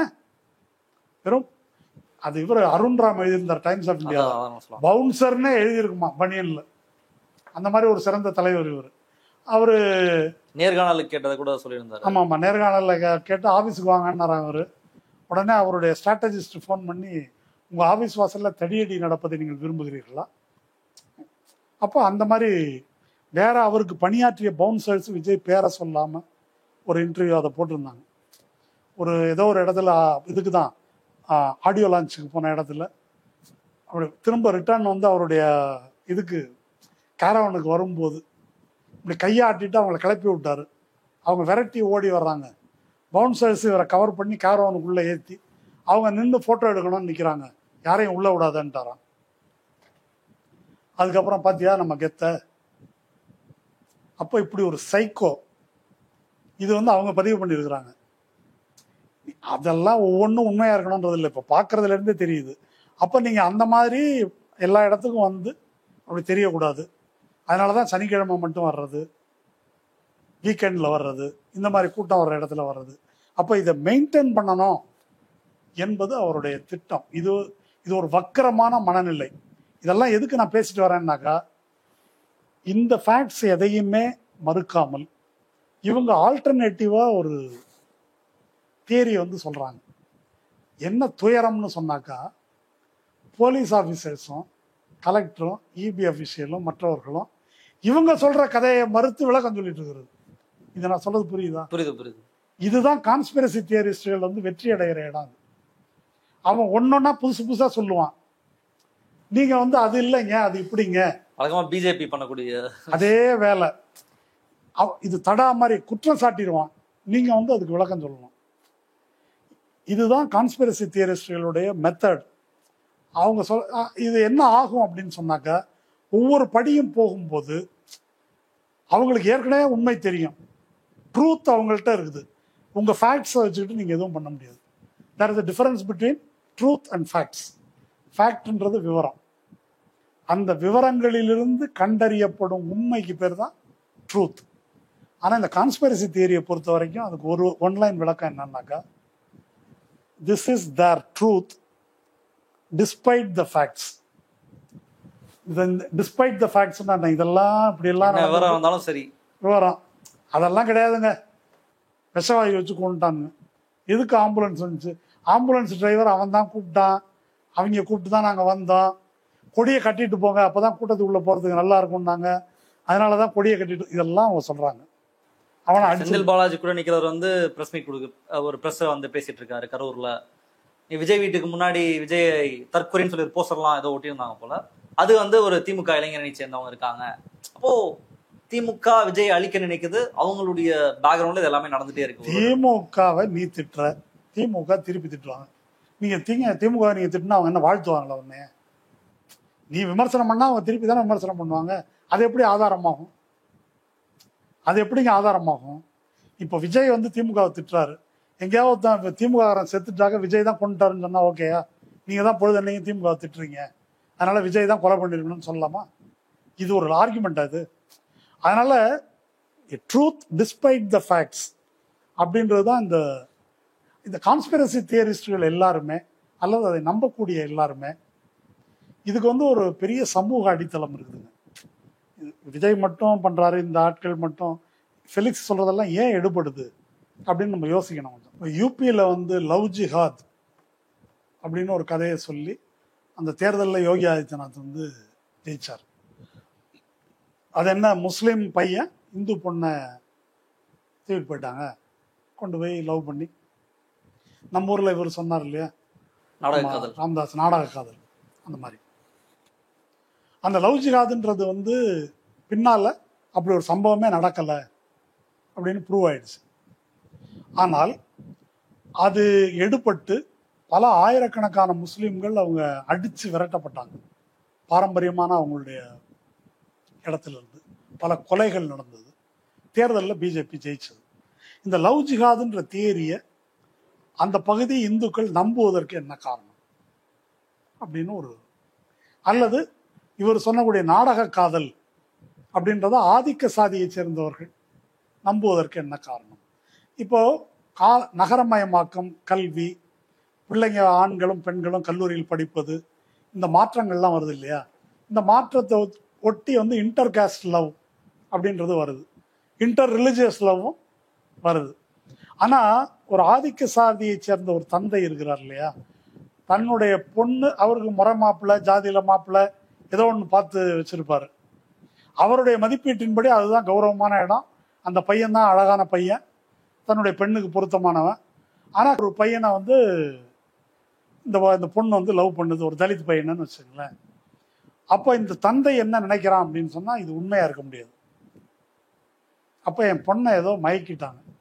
அந்த இடத்துல தான் ராம்தாஸ் தியரி வருது. ஜீன்ஸ் பேண்ட் கூலிங் கிளாஸ் போட்டு மயக்கி கொண்டு போயிடுறாங்க அப்படின்ற தியரி. அந்த தியரி தான் லவ் ஜிஹாத் தியரி. அப்போது அந்த தந்தைக்கு வந்து தன்னுடைய பெண் இன்னொரு பையனை விரும்ப முடியும். தன்னுடைய பார்வையில் அழகானவன் வேற, பெண்ணுடைய பார்வையில் அழகானவன். முறை மாப்பிள்ளையோட அவன் யோக்கியன், முறை மாப்பிள்ளையோட அந்த தலித் பையன் டீசென்டானவன், அதை விட இவன் படித்தவன், அதை விட இவன் அறிவாளி என்று தன்னுடைய பெண் மதிப்பிட முடியும் அப்படின்றத அந்த அப்பாவால் ஒத்துக்க முடியல. உண்டா இல்லையா? அதுதான் வந்து ஆணவ கொலை இல்லை என்னவோ அப்படி போகுது. அப்போ பாமக ராமதாஸ் போன்றவர்களோ பிஜேபி போன்றவர்களோ லவ் ஜிகாது இந்த நாடக காதல்னு ஒரு கான்ஸ்பிரசி தியரியை ப்ரெசென்ட் பண்ணால் அது அந்த கம்யூனிட்டிஸில் வந்து அது எடுபடுது. உண்டா இல்லையா? இதுதாங்க அடிப்படை. இப்போ விஜயை பொறுத்த வரைக்கும் சினிமாவில் அவங்க பார்த்துருக்கிற கேரக்டர் என்ன? விளையாட்டு பிள்ளை. ஆனால் அவரை நோண்டுனா பயங்கரமாக சீறிடுவார். இல்லை மற்றபடி பெண்களை வந்துச்சுன்னா அவ்வளோதான். பெண்களை மதிப்பாக நடத்தக்கூடியவர், ஒரு ஜோவியலான பர்சன், அப்ராணி, வெகுளி, தீங்கு நினைக்காதவர், சதி பண்ணாதவர். இதெல்லாம் வந்து சினிமா வழியாக விஜய் பற்றி இருக்கக்கூடிய பிம்பத்தின் இது. திமுக எதிரின்னு அவர் அறிவிச்சிட்டார். அதுக்கு முன்னால திமுகவா அண்ணா திமுகவா இதை பற்றி அந்த ரசிகர்களுக்கு வேற ஏதோ கருத்து இருந்திருக்கலாம், எந்த கருத்துமே இல்லாமல் இருக்கலாம். ஆனால் விஜய் சொல்லிட்டார். அப்போ திமுகவை எதிரியா கருதுவதற்கு என்னெல்லாம் வேணுமோ அந்த டேட்டா மட்டும் அவங்களுக்கு வந்து சேரும். அந்த டேட்டா மட்டும் வந்து சேரும். அப்படி வந்துச்சுனாக்கா அப்போ திமுக தப்பாக தான் இருக்கணும், விஜய் சரியாக தான் இருக்கணும். இப்போ ராஜீவ் கொலையில் திமுகவை குற்றம் சாட்டினார். கம்ப்ளீட்டாக திமுக தோற்றது. பரிதி இளமழுதியும் கலைஞரை தவிர எல்லாரும் தோத்தது மட்டும் இல்லை, தமிழ்நாடு பூரா அடித்து 1,00,000 பேருக்கு மேலே அவங்க வீடுகள் கடைகள்லாம் சூறையாடப்பட்டு தீ வச்சு நான் கண்ணால் பார்த்தேன். அது இப்போ திமுகவுக்கும் அந்த கொலைக்கும் எந்த சம்மந்தமும் இல்லை.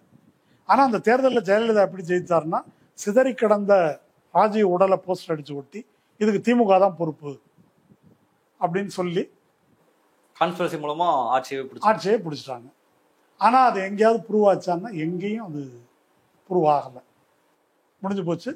அதுக்கு பிறகு யூபிஏ கூட்டணியில் காங்கிரஸ் திமுகலாம் இருக்குது, முடிஞ்சு போச்சு அந்த மேட்ரு.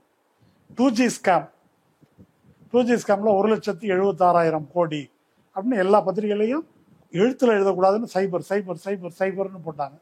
கலைஞர் கூட 10 தலை ராவணன்னு நம்புகிற மாதிரி இதனடா அது சைபராக போட்டால் நம்புவீங்களா அப்படின்லாம் கேட்டார். ஆனால் நம்ப வைக்கப்பட்டார்கள், இந்த நாடே நம்பியது. கடைசியில் என்னாச்சு, அந்த கதையை சொன்னவன் வினோத் ராய் நான் சும்மனாச்சுக்கும் சொன்னேன் அப்படின்ட்டான், முடிஞ்சு போச்சு. சிபிஐ வந்து அது கேஸ் போட்டாங்க. 1,76,000 கோடி எங்கே இருக்குது, 30,000 கோடின்னு கேஸ் போட்டான். ₹1 கூட ஊழல் நிரூபிக்க முடியல. கேஸ் விடுதலை ஆயிடுச்சு. விடுதலையான பிறகும் ஜெயலலிதா என்ன பேசினாங்கன்னா 2G ஊழல் விடுதலையான பிறகும் பேசினாங்க. ஜெயலலிதா ஒரு கன்விக்டட் கிரிமினல். ஆனால் அண்ணாமலை வந்து உங்கள் தலைவி ஒரு கன்விக்டட் கிரிமினல் அப்படின்னு சொன்ன உடனே என் தலைவியை கேவலாம் பேசிட்டேன். என்ன எனக்கு ஒன்றும் புரியல. அண்ணாமலையே நம்ம ஒத்துக்காமல் இருக்கலாம், அண்ணாமலை சொன்னது உண்மை தானே, கன்விக்டட் கிரிமினல் தானே. அப்போ இது எப்படி இருக்குது, ஊழல் செய்யாதவன ஊழல் ராஜா செஞ்சிருப்பாரு, ஆனால் பாப்பாத்தி செஞ்சிருக்க வாய்ப்பு இல்லை, ஜெயலலிதா செஞ்சிருக்க வாய்ப்பு இல்லை. வெள்ளையா இருக்கிறவன் பொய் சொல்ல மாட்டான்றது நமக்கு ஜோக்கு மாதிரி தெரியுது, ஆனால் அப்படிதான் இருக்குது. அப்போ திமுக செந்தில் பாலாஜி சதி பண்ணுவார், விஜய் சதி பண்ண மாட்டார். நேற்று பாட்டு பாடுறாருங்க, ஒரு பாட்டிலுக்கு 10 ரூபா அப்படின்னு பாடுறாருல்ல இல்லையா. டிக்கெட்டுக்கு பிளாக் டிக்கெட்டுக்கு 1000 ரூபான்னு ஒரு பாட்டு பாடலாமா கூடாதா? உனக்கு அந்த யோகியதை இருக்குதா? நீ பிளாக் டிக்கெட்டு, உன் கூட இருக்கிறவன் கள்ள லாட்ரி, வெறும் லாட்ரி மட்டும் இல்லை கள்ள லாட்ரி, நீ வந்து 10 ரூபா வாங்குறான்னு பாட்டு பாடுற, நீ அவன் கள்ள லாட்ரின்னு உலகத்துக்கே தெரியும். நீ பிளாக்ல டிக்கெட் வைக்கிறது அவன் தான் காசு கொடுத்து வாங்குறான், அவன் பாட்டிலுக்கு 10 ரூபான்னா டான்ஸ் ஆடுறான். இந்த கேலி கூத்த எங்கே போய் சொல்றது? அப்போ இது என்னன்னாக்கா சப்ஜெக்டிவ் பயாஸ். உனக்கு இவன் வேண்டியவன், இது ஒரு ஜாதி பாசம் மாதிரி. இப்போ ஜாதி கண்ணோட்டம் வந்துருச்சுன்னா எப்போ உண்மை பொய்ய யாரு நம்மளுப்பா எதா இருந்தாலும் நம்மளால விடக்கூடாதும்பாங்கல்ல, அது மாதிரி தான் இது நடக்குது. அப்போ அதுக்கு தகுந்த மாதிரி இந்த கான்ஸ்பிரசி தியரி. இதில் நான் ரொம்ப முக்கியமாக சொல்ல விரும்புறது, நம்ம வந்து பெரியார் பிறந்த மண், எங்கள் ஊரில் அதெல்லாம் நடக்காது அப்படின்னு திராவிட இயக்கத்தை ஒரு வகையில் உண்மை. ஆன்டி முஸ்லீம் ப்ராபகண்டா இங்கே எடுபடலை, ஆன்டி கிறிஸ்டியன் ப்ராபகண்டா இங்கே எடுபடலை, அல்லது சாமி இதை வச்சு கலவரத்தை உருவாக்குறது விநாயகர் ஊர்வலம், அதுவும் இங்கே எடுபடலை. அதனால நம்ம பெருமை அடைய முடியுமா? இப்போ இது என்ன அப்படின்றதான் கேள்வி. இது சுயமரியாதைக்கும் பகுத்தறிவுக்கும் எதிராக தொடுக்கப்பட்டிருக்கிற ஒரு தாக்குதல். இப்போ பிஜேபிக்கு இந்த பிஜேபி வாசல் வழியாக தமிழ்நாட்டுக்குள்ளே நுழையலான்னு பார்த்துச்சு. அது ஒரு சண்டை நடக்குதுங்க. இந்த தான் சொல்கிறாங்களே நம்ம குத்து சண்டை, குஸ்திகள் இருக்குல்ல, அதில் இப்படி அடிக்கிறாங்க அல்லது வேற விதமாக அடிக்கிறாங்க. யாரை எங்கே அடித்தா வீழ்த்தப்படும் மகாபாரத கதையில் இருக்குது. இந்த இடத்துல அடித்தா விழுந்துருவான் அப்படின்ற மாதிரி சில கதைகள்லாம் இருக்குது. அந்த மாதிரி பிஜேபிக்கு எந்த இடத்தில் தாக்கினால் தமிழகத்தை வீழ்த்தலாம் அப்படின்றது இந்த விஜய் எபிசோடுலேருந்து தெரிய வந்திருக்கு. அப்போ அவங்க நேர இந்துத்துவ அஜெண்டாவை பிரச்சாரம் பண்ணி வரணும்னு அவசியம் இல்லை. இந்த மாதிரி கான்ஸ்பிரசி தியரியை மார்க்கெட் பண்ணி திமுகவுக்கு எதிராக இது பண்ணலாம். அதுக்கு விஜய் ஒரு நல்ல Trump card. Jayalalithaa, post Jayalalithaa, இப்படி எடப்பாடி பலவிதமாக முயற்சி பண்ணாங்க, சீமான், இது எல்லாத்தையும் விட ஒரு சிறந்த கார்டா இது இந்த விஜயை பயன்படுத்தலாம்னு பிஜேபி நினைக்கிறாங்க. நிச்சயமா இந்த இடத்துலதான் சவுக்கு வராரு. நம்ம இப்போ ஃபெலிக்ஸ் சாரோட கான்ஸ்பிரசி தியரி ஒரு போகனா சவுக்கு அதெல்லாம் அந்த மாதிரி கான்ஸ்பிரசி கொள்ளலாம் போல. இது விஜயோட ஃபெயிலியர் கிடையாது, அப்சல்யூட்டா கவர்மெண்டோட ஃபெயிலியர். ஒரு போலீஸ்க்கு ஒரு அறிவு அப்படின்றது இருக்கணும், அதிகாரிகளுக்கு அறிவு இருக்கணும். அதனாலதான் உங்கள்கிட்ட கொடுக்குறாங்க, உங்கள்கிட்ட ரெக்வஸ்ட் பண்றாங்க கூட்டம் நடத்துறதுக்கெல்லாம். அப்சல்யூட்டா இதை விஜய் மேல எழுதிட்டு திமுக தப்பிச்சிருச்சு அப்படின்ற சொல்றாரு. அது போக இன்னொரு முக்கியமான விஷயத்த சொல்றாரு, 40 பேர் செத்து போனது ஒரு வகையில நல்லதுதான். விஜய்க்கு புரிஞ்சிருக்கும், விஜய்க்கு தனியா அரசியல் பண்ணக்கூடாது, ஏடிஎம்கே பிஜேபி அலையன்ஸ் கூட சேர்ந்து இந்த எலெக்ஷனை கண்டெஸ்ட் பண்ணணும் அப்படின்ற அந்த புரிதல் விஜய்க்கு வந்திருக்கணும். 40 பேர் செத்தது நல்லதுதான் அப்படின்றத அவர் எனக்கு சவுக்கு கிட்ட பிடிச்சதே இதுதான். வெளிப்படையா பேசுறது, அப்பப்போ ஒரு உண்மையை சொல்றாரு. இதான் மேட்ரு. அவர் சொல்லல, இவர் சொல்லிட்டாரா? இதுதான் இவங்க திட்டம். இது கோலாகல ஸ்ரீனிவாசன் ஒரு பத்திரிகையாளர் இருக்கு. இப்பதான் நீங்க இப்போ விஜய் மட்டும் சேர்ந்துட்டாரு, உங்களை நாங்க பாத்துக்கிறோம் அப்படின்ட்டு. ஆமா, இல்லைன்னா உங்களை காப்பாற்ற முடியாது, நீங்க அரசியல்லே இருக்க முடியாது, மரியாதை என்டிஏக்கு வந்துருங்க அப்படின்னு இந்த ராரான்னு பாட்டு பாடுறாங்க. அந்த மாதிரி அண்ணாமலை, மாரிதாஸ் கழுவி கழுவி ஊற்றி வீடியோ போட்டிருந்தாரு விஜய. இப்போ இன்னைக்கு காலையில் பார்க்குறேன் செந்தில் பாலாஜி சதின்னு ட்விட்டரில் இதை நம்ம விசாரிக்கணும் அப்படின்னு போட்டிருக்காரு. அப்போ சிக்கிட்டான் ஒரு ஆள் அப்படின்னு முடிவு பண்ணிட்டாங்க. இப்போ நான் சொல்ல வர பாயிண்ட் என்னன்னு கேட்டால், ஓபிஎஸ், செங்கோட்டையன், டிடிவி தினகரன், அன்புமணி ராமதாஸ் இவங்க வரிசையில் ஒரு பெஞ்சை போட்டு விஜயும் அமித்ஷா வீட்டு வாசலில் உட்கார வச்சு பக்கத்தில் ஆதவ அர்ஜுன் போய் உட்காந்துட போகிறாரு. இப்போ சிபிஐக்கு ஒப்படைக்கவும் அப்படின்னு தானே கேஸ் போட்டிருக்காங்க. சிபிஐட்ட ஒப்படைப்பது என்பதன் பொருள் என்னன்னா, இந்த கேஸை தமிழ்நாடு போலீஸே விசாரிக்குதுன்னு வச்சுக்கோங்க. இவங்க ஒரு பாலிடிக்ஸ் பண்ணலாம். அதில் யார்? விஜய் திமுக எதிர்ப்பு அரசியல் தானே பண்ண விரும்புகிறாரு. திமுக போலீஸ் இப்படி பண்ணிடுச்சு என்ன அப்படின்னு ஒரு பாலிடிக்ஸ் பண்ணி வண்டி ஓட்டலாம். ஆனால் இந்த ஆதவ அர்ஜுன் விஜயை ட்ராப் பண்ணி கொண்டு போய் பிஜேபி கையில் ஒப்படைச்சிட்டாரு. ஏற்கனவே அவர் பிஜேபிகிட்ட சிக்கியிருக்காரு. அவரும் அவர் மாமனாருக்கும் இடி கேஸ் இருக்குது. நம்ம தனியாக போனாக்க ஒரு இதாக இருக்கும் இல்லையா, அதனால இவரை சிபிஐக்கு கூட்டிக்கிட்டாரு. இப்போ சிபிஐட்ட கொடுத்தா என்ன நடக்கும்ன்றதை ஆதவ அர்ஜுனாவே சொல்லியிருக்காரு. சிவகங்கை அஜித் மண்டரில் சிபிஐட்ட போனால் என்ன நடக்கும்? கேஸே நடக்காது, 5 வருஷத்துக்கு ஒன்றுமே நடக்காது. அதுக்காக தான் அவர் கூட்டின்னு போகிறாரு. அதே கேஸை பற்றி விஜய் பேசியிருக்காரு. என்ன சிஎம் சார் சிபிஐட்ட கொடுக்குறீங்க? சிபிஐ பிஜேபி ஆர்எஸ்எஸ் கையில் தானே இருக்குது, அதுக்கிட்ட எதுக்கு போகிறீங்கன்னு கேட்டிருக்காரு. அதுக்கிட்ட தான் இப்போ போகிறாங்க. அப்போ இந்த கேஸை சிபிஐட்ட கொடுப்பதன் மூலம் என்ன நடக்க போகுதுன்னா, இது இந்த கேஸ் ஒன்று நெக்லிஜென்ஸில் மரணம் ஏற்படுத்துவதுன்னு இருக்கு, அலட்சியம் காரணமாக. இது அப்படி இல்லை, அதுக்கு பேர் குற்றமுறு அலட்சியம், கிரிமினல் நெக்லிஜென்ஸ். இது அப்படி இல்லை, இந்த விபத்து, இந்த சாவு நடக்கும் என்று தெரிந்தே இவர்கள் செய்தார்கள் அப்படின்றத கேஸாக போட்டிருக்கிறாங்க. அது சும்மா எழுதி கொடுத்தது இல்லை, வீடியோ எவிடன்ஸே இருந்தது, எல்லா ஆதாரமும் இருக்குது. அதனால குறைந்தபட்சம் 10 வருஷம் இருக்குது, ஆயுள் தண்டனை அதிகபட்சம். அதுல விஜயும் உண்டு. எப்படி சிக்குவாங்களா என்ன? அது விஜயோ ஆமா, சிபிஐ போச்சுன்னா அன்புமணி எதுக்கு அங்கேயே சுத்திட்டு இருக்காருன்னு நினைக்கிறீங்க? ஏன்னா சிபிஐ கேஸ் ஒன்று, ஒரு கேஸ் இருக்கு. ஆமா, ஏக்நாத் ஷிண்டே இருக்குது, அஜித் பவாருக்கு இருக்குது, அத்தனை பேருக்கும் இருக்குது. அந்த லிஸ்ட்டில் நீங்கள் வரீங்க. இப்போ சிபிஐட்ட கொடுத்துட்டாக்கா இப்போ திமுகவாவது விஜயை A1 சேர்க்காம இருக்கும். மாவட்ட செயலாளர் A1, மிச்சம் பேர் A2 A3 ஏதோ ஒன்று போட்டு போகிறாங்க. அங்கே போச்சுன்னாக்கா விசாரித்து கொண்டாந்துருவாங்க. விஜயை சார்ஜ் ஷீட்டில் சேர்த்துருவாங்க. சேர்த்துட்டு அந்த ஊக்க போட்டு வச்சுக்குவாங்க.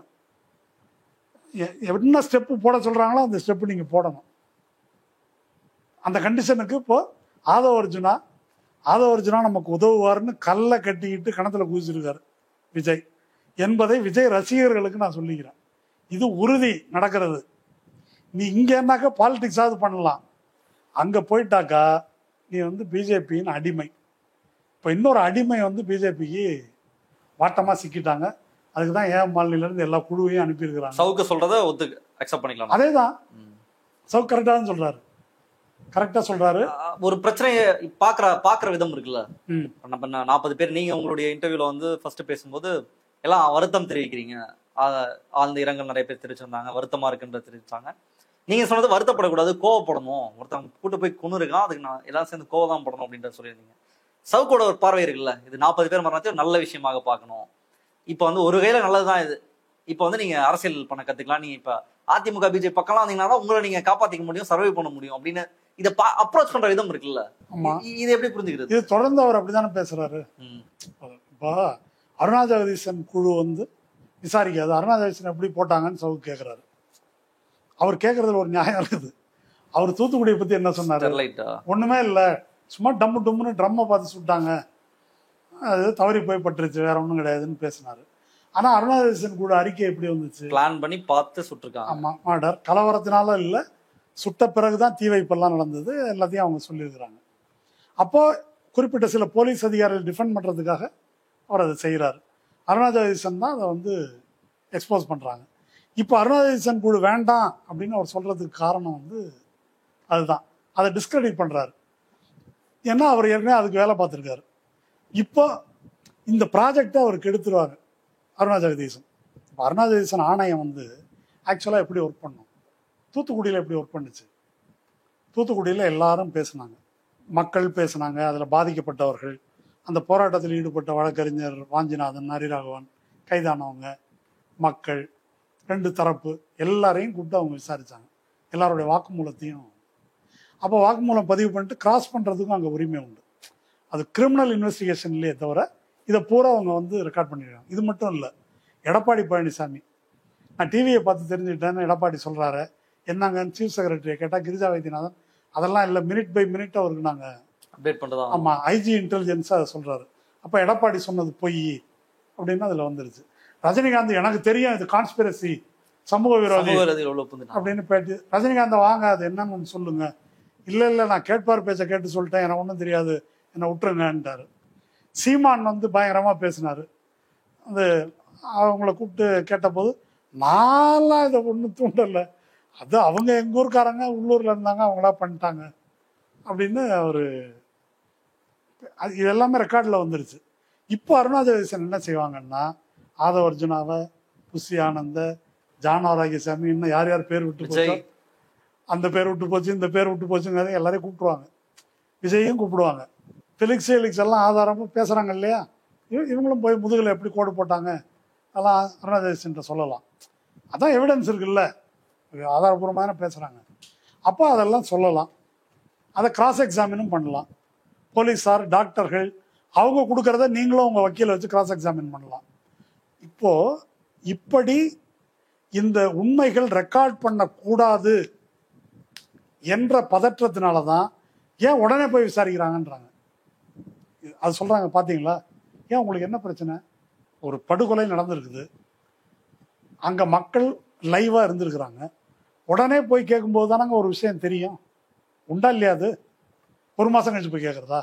எப்பொழுதுமே எந்த கிரைம்லையுமே இம்மீடியட்டாக போய் கேட்கும்போது தான் உண்மை வருவதற்கான வாய்ப்புகள் அதிகம் இருக்கு. கொஞ்ச நேரம் போச்சுன்னா அவங்க யோசித்து சொல்லுவாங்க, இப்படி சொன்னால் நம்ம மாட்டிக்குவோமோ, அப்படி சொன்னாக்க இவங்களுக்கு சாதகமாக முடியுமோ, அவனுக்கு சாதகமாக போகுமோ, அப்படி மாற்றி சொல்லுவாங்க. இந்த சிபிஐக்கு மாற்ற சொல்வது அதுக்கான பின்னணி அப்படின்றது இதுதான். சிபிஐக்கு இவங்க மாற்றுவது அப்படின்னா இங்கே போனால் நம்ம சிக்கிக்குவோம்னு நினைக்கிறாங்க. ஆனால் நான் சொல்றது என்ன, வெயிட்டா சிக்குவாங்க. இந்த கிராமத்தில் பழமொழி உண்டு, ஒளிய தெரியாதவன் தலையாரி வீட்டில் ஒழிஞ்ச கதையான்னு சொல்லி. தலையாரின்னாக்கா கிராமத்து போலீஸ்ன்னு வச்சுங்களேன். திருடன் வந்து தப்பிக்கிறதுக்காக தலையாரி வீட்டில் ஒழிஞ்ச மாதிரின்ற மாதிரி நீ போய் சிபிஐட்ட கொடுக்குற, நல்ல வாட்டமாக சிக்கியிருக்கிறீங்க, அப்படி போய் தான் மாட்ட போகிறீங்க என்பது தான் இதில். தப்பிக்கிறதுக்குன்னு நினச்சி அங்கே போகிறாங்க அவங்க. இவங்க வந்து பிஜேபி ஆனால் ஓப்பனாக தான் இருக்காங்க. விஜய் இதில் இந்த சேவ் பண்ணி விஜய் இந்த அலையன்ஸில் கொண்டு வர்றது பிணைய கைதிகளா. அவங்க நேராக அலையன்ஸில் வரணும்னு அவசியம் இல்லை. அவங்க என்ன சொல்கிறாங்களோ அதை செய்யணும். நீங்கள் அவங்களுக்கு உகந்த மாதிரி டைரக்டாக இல்லாமல் அதை எப்படியெல்லாம் செய்யறதுன்னு அவங்களுக்கு தெரியும். என்ன இதுக்கு முன்னாடியே பலரும் வச்ச குற்றச்சாட்டு விஜய் பிஜேபிக்கு ஆதரவா தான் இருக்காரு. டெலிபரேட்டா அது இருக்குமா, ரொம்ப வெளிப்படையா இருக்குமா? ஆமா, அது வந்து வேற ஏதாவது ஸ்வீட் பாக்ஸ் பரிமாற்றத்தினால இருக்கலாம், வேற காரணங்களால இருக்கலாம். இப்போ வந்து நீங்க சிக்கிட்டீங்க. எடப்பாடியோட வேற இடி கேஸ்ல மற்ற கேஸ்ல அப்படின்றது வேற. கொடநாடு கேஸ்னா அந்த டிஃபரன்ஸ் இருக்குல்ல. கொடநாடு கேஸ்ல சிக்கிட்டா ட்ராய் டீட்டெயில் கொடுக்காம வச்சிருக்கிறாங்க, அதனாலதான் வந்து டவர் இதை எடுக்க முடியாது. அந்த டிஃபரன்ஸ் இருக்குது. நீங்க மற்ற கேஸ், இன்கம் டேக்ஸ் கேஸ் அதெல்லாம் பார்த்துக்கலாம், இடி கேஸ் எல்லாம். இதுல மாட்டினா, இதுல மாட்டி நிரூபிக்கப்பட்டா டிஸ்கிரெடிட் ஆகி அதோட உன்னுடைய சாப்டர் வந்து க்ளோஸ், அரசியல் சாப்டரே க்ளோஸ் ஆகிடும். அப்போ அந்த மாதிரி போய் இவங்க தலையை கொடுக்கிறார்கள் அப்படின்றது தான் இதில் நம்ம புரிந்து கொள்ள வேண்டியது. இதில் மூணாவது பர்சன் நான் சொன்னேன், டாக்டர் ஷாலினி. அவங்க வந்து மனநல மருத்துவர், நம்மளுமே நிறையா அவங்க கூட பேசியிருக்கோம். அதெல்லாம் அவங்க வந்து ஒரு வேர்ஷனை முன் வச்சாங்க. அதாவது விஜய் இந்த சம்பவம் நடந்து எல்லாருமே இமீடியட்டாக ரியாக்ட் பண்ணுவாங்கல்ல, அந்த டைமில் ஒரு முக்கியமான ஒரு பதிவு வந்து போட்டிருந்தாங்க. நான் அதை படிக்கவே செய்கிறேன். விஜய் இந்த வஞ்சகத்தை எதிர்பார்த்திருக்க மாட்டார். மனிதர்கள் எவ்வளவு சுயநலவாதிகள், தங்களின் சிறு ஆதாயத்திற்காக எவ்வளவு பெரிய அநீதிகளையும் கொஞ்சமும் தயங்காமல் செய்யும் கொடூரம் கொண்டவர்கள் என்பதை காலம் அவருக்கு காட்டியிருக்கிறது. In all probability he might be reeling in severe trauma response. அதுவும் அவர் மீது நடத்தப்படும் இந்த பிளேம் கேம் எப்பேற்பட்ட வீரனையும் ஃப்ரீஸ் மோடுக்குள் தள்ளிவிடும். இந்த ஆட்டமே உங்களை முடக்கத்தான் விஜய். நீங்கள் முடங்கினால் அது எதிராளிக்கு வெற்றி. உங்களுக்கு வலிக்க வலிக்க எங்களுக்காக வந்து தலையை காட்டி விடுங்கள் என்று மக்கள் கேட்பது கூட அவர்கள் சுயநலம்தான். மக்களுக்கு தேவை ஒரு சேவியர். எல்லா சேவியர்களுக்கும் கதி ஒன்றுதான் அப்படின்னு சொல்லி புரட்சி, நம்பிக்கை, மக்கள் ஆதரவு, துரோகம், சூழ்ச்சி, வீழ்ச்சி, மீட்டுருவாக்கம், மேல்நிலையாக்கம், தெய்வத்துள் வைத்தல். இன்று நீர் சிலுவையில் அறையப்பட்டு உள்ளீர். நாளை என்ன நடக்கும் என்னும் காட்சி மாறுதலுக்காக வழக்கம் போல் மக்கள் காத்திருக்கிறார்கள். அந்த மந்தைக்கு ஒரு நல்ல மேய்ப்பன் அமையட்டும். டிரான்ஸ் ஆமன். இதுதான் டிரான்ஸா? ஆமா, இதுதான் டிரான்ஸ். அவங்க ஒரு உளவியல் மருத்துவர். மருத்துவர்கள் பொதுவாக அறிவியல் வழியில சிந்திக்கணும். அது மற்ற மருத்துவன்றது உடல் சார்ந்த மருத்துவம், இது வந்து மனம் சார்ந்த மருத்துவம். அப்போ மனம் சார்ந்த மருத்துவத்தை கையாளக்கூடிய மருத்துவர்கள், அப்படி அதை கையாள தெரியாத மக்கள் தான் அவங்கள்ட்ட வராங்க. ஒரு ஹஸ்பண்ட் அண்ட் ஒய்ஃபு வச்சுங்களேன், டைவர்ஸ் இஷ்யூ இல்லை பிரச்சனை, புருஷன் பொண்டாட்டி சந்தேகப்படுறான், பொண்டாட்டி புருஷனை சந்தேகப்படுறான், நீ ஏன் வந்து அவனோட பேசிகிட்டு இருந்த, உன் எக்ஸ் வந்து உனக்கு எதுக்காக ஃபோன் பண்ணான், இந்த மாதிரி பிரச்சனைகள் இதெல்லாம் நிறையா அவங்கள்ட்ட வந்திருக்கும். அதை ஒட்டி பலது வந்து போயிருக்கலாம். அப்போ அந்த மாதிரி பிரச்சனைகள் வரும்போது அதுலேருந்து உனக்கு கள்ள உறவு இருக்கா அப்படின்னு கணவன் வந்து பில்டப் பண்ணிட்டு போகலாம், அல்லது கணவனை பற்றி மனைவி பில்டப் பண்ணிட்டு போகலாம். அப்போ இந்த மாதிரி விஷயங்களை அறிவியல் வழிபட்டு எப்படி அணுகணும் என்று சொல்லி கொடுக்க வேண்டியது யாருடைய வேலை? ஒரு மனநல மருத்துவரோட வேலை. இப்போ இந்த மாதிரி கான்ஸ்பிரசி தியரிக்குள்ளெல்லாம் போகக்கூடாது. இவங்களும் கான்ஸ்பிரசி தியரி தான் வச்சிருக்காங்களா? விஜய் வஞ்சகத்தால் வீழ்த்தப்பட்டிருக்கிறார் அப்படின்னா எனக்கு புரியலையே. என்ன வஞ்சகம்? யாருடைய வஞ்சகம்? இது ஏன் பூடகமாக சொல்லணும்? ஃபெலிக்ஸ் உடைச்சு சொல்றாரு. அவர் ஃபெலிக்ஸ் பரவாயில்ல, இதுக்கு கத்தியால் கோடு போட்டாங்க, இதை பண்ணாங்க, இப்படி வந்துச்சு, ஒரு ஒன்று சொல்கிறாங்க இல்லையா? என்னதை அவங்க நம்புகிறாங்கன்னு அவங்க சொன்னால் நம்ம பதில் சொல்லலாம். எதை அவங்க சொல்கிறாங்கன்னு சொன்னாக்கா நம்ம அதுக்கு பதில் சொல்ல முடியும். வஞ்சகத்தால் வீழ்த்தப்பட்டார் அப்படின்னு சொன்னால் இது எப்படி இருக்குது? ஏன்னா நான் எப்படி புரிஞ்சுக்கிறேன்னா, ஒரு இல்லிட்டரேட் அண்டர்லைன் பண்ணி சொல்கிறேன், இல்லிட்டரேட் விஜய் ரசிகன் எப்படி சிந்திப்பான்? விஜயை பற்றி அவனுக்கு என்ன கருத்து இருக்கும்? அவரை வஞ்சகத்தில் வீழ்த்திட்டாங்க அப்படிதானே இருக்கும், அப்படிதானே? ஏன்னா இவங்க அரசியல்வாதிகள், சூழ்ச்சிக்காரர்கள், கொட்டை போட்டவங்க, அப்ராணி புதுசாக வந்திருக்காரு, அரசியலுக்கு ஒன்றுமே தெரியாது, பாவம். இதானங்க நேரேட்டிவ். இந்த நேரேட்டிவ்க்கு தான் அந்த மருத்துவரும் சிந்திக்கிறாங்க அப்படின்னு சொன்னால் அது ரொம்ப வியப்பாக இருக்குது. மக்களுக்கு ஒரு மெய்ப்பர் தேவைப்படுது, அந்த மெய்ப்பர் விஜய் தான் அப்படின்றாங்க. இது இன்னும் அபாயகரமானது. அதான் டிரான்ஸ்ன்னு சொன்னேன். மக்களுக்கு மக்கள் அப்படி காத்துட்டு இல்லையா இந்த மெய்ப்பருக்காகவும்? மக்கள் மெய்ப்பருக்காக காத்திருக்க கூடாது என்பதுதான் சுயமரியாதை கொள்கை. அவங்க அடிக்கடி பெரியாரை நாம் வந்து விதந்து போற்றி எல்லாம் பேசுவாங்க. பெரியார் சொன்னதுக்கு நேர் எதிராக பேசுறாங்க. பெரியார் கொள்கைகளை வைத்திருக்கக்கூடிய திராவிட இயக்கத்தினர் காலில் விடுறாங்க, கும்பிடுறாங்க, இதெல்லாம் கூட விமர்சனம் பண்ணி அவங்க பேசியிருக்கிறாங்க. இப்போ மக்களுக்கு மெய்ப்பர் தேவைன்றாங்க. மெய்ப்பர் எதுக்கு வேணும்? மக்களுக்கு லீடர் வேணுன்றது வேற. அந்த லீடர் எப்படி இருக்கணும்ன்றது இருக்குது. லீடருக்கு நிறைய உதாரணங்கள் நமக்கு இருக்குது.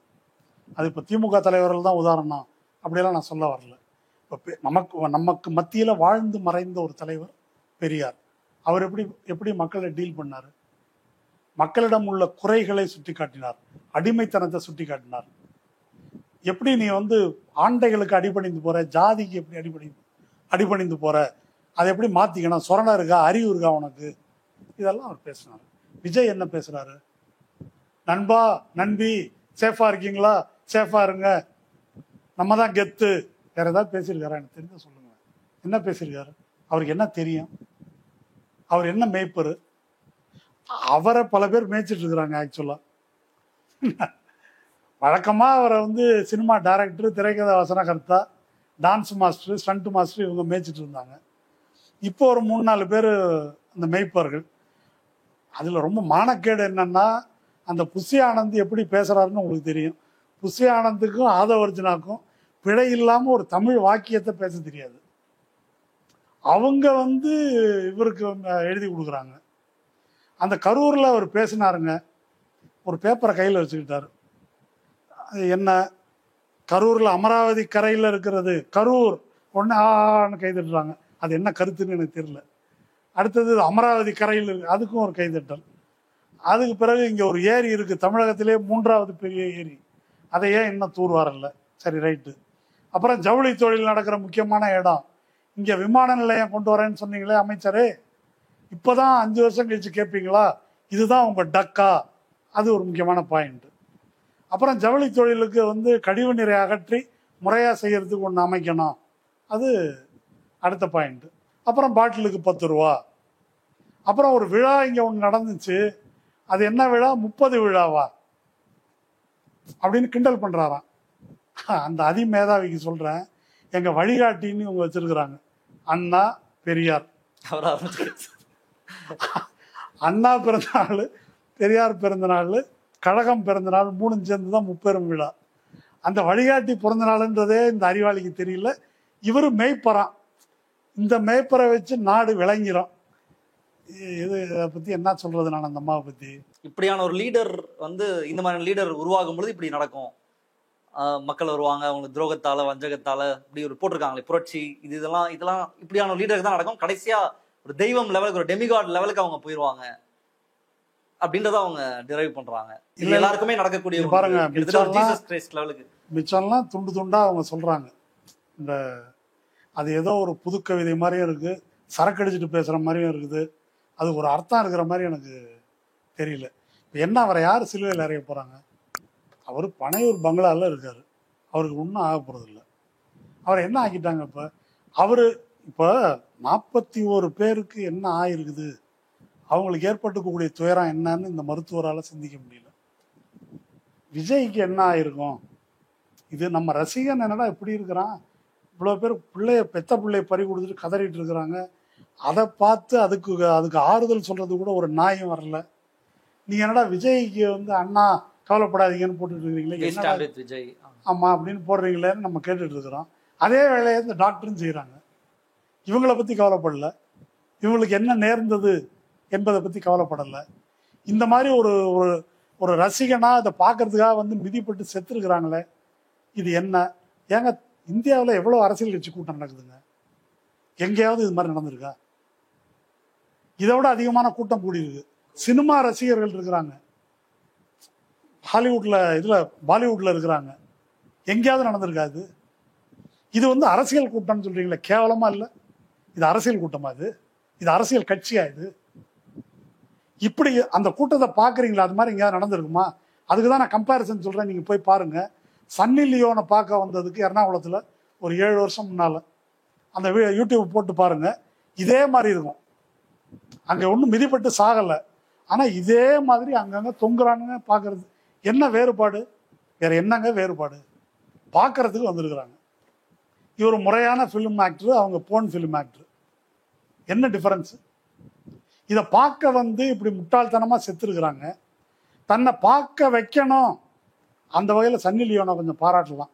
அந்த அம்மா உயரமான இடத்துல போய் நின்றுட்டாங்க. கும்பல் பூரா கீழே இருக்குது. அதனால் ஒன்றும் மிதிப்பட்டு சாகர தேவை ஏற்படலை. இவர் பண்ண வேலை என்ன? வண்டிக்குள்ளே உட்காந்துக்கிறது, லைட் ஆஃப் பண்ணுறது, கதவை சாத்திக்கிறது. முடிச்சுட்டு இங்கே வந்து உட்கார்ந்த உடனே பின்னால் இருக்கிற கூட்டம் பூரா இங்கே வருது பார்க்கறதுக்கு.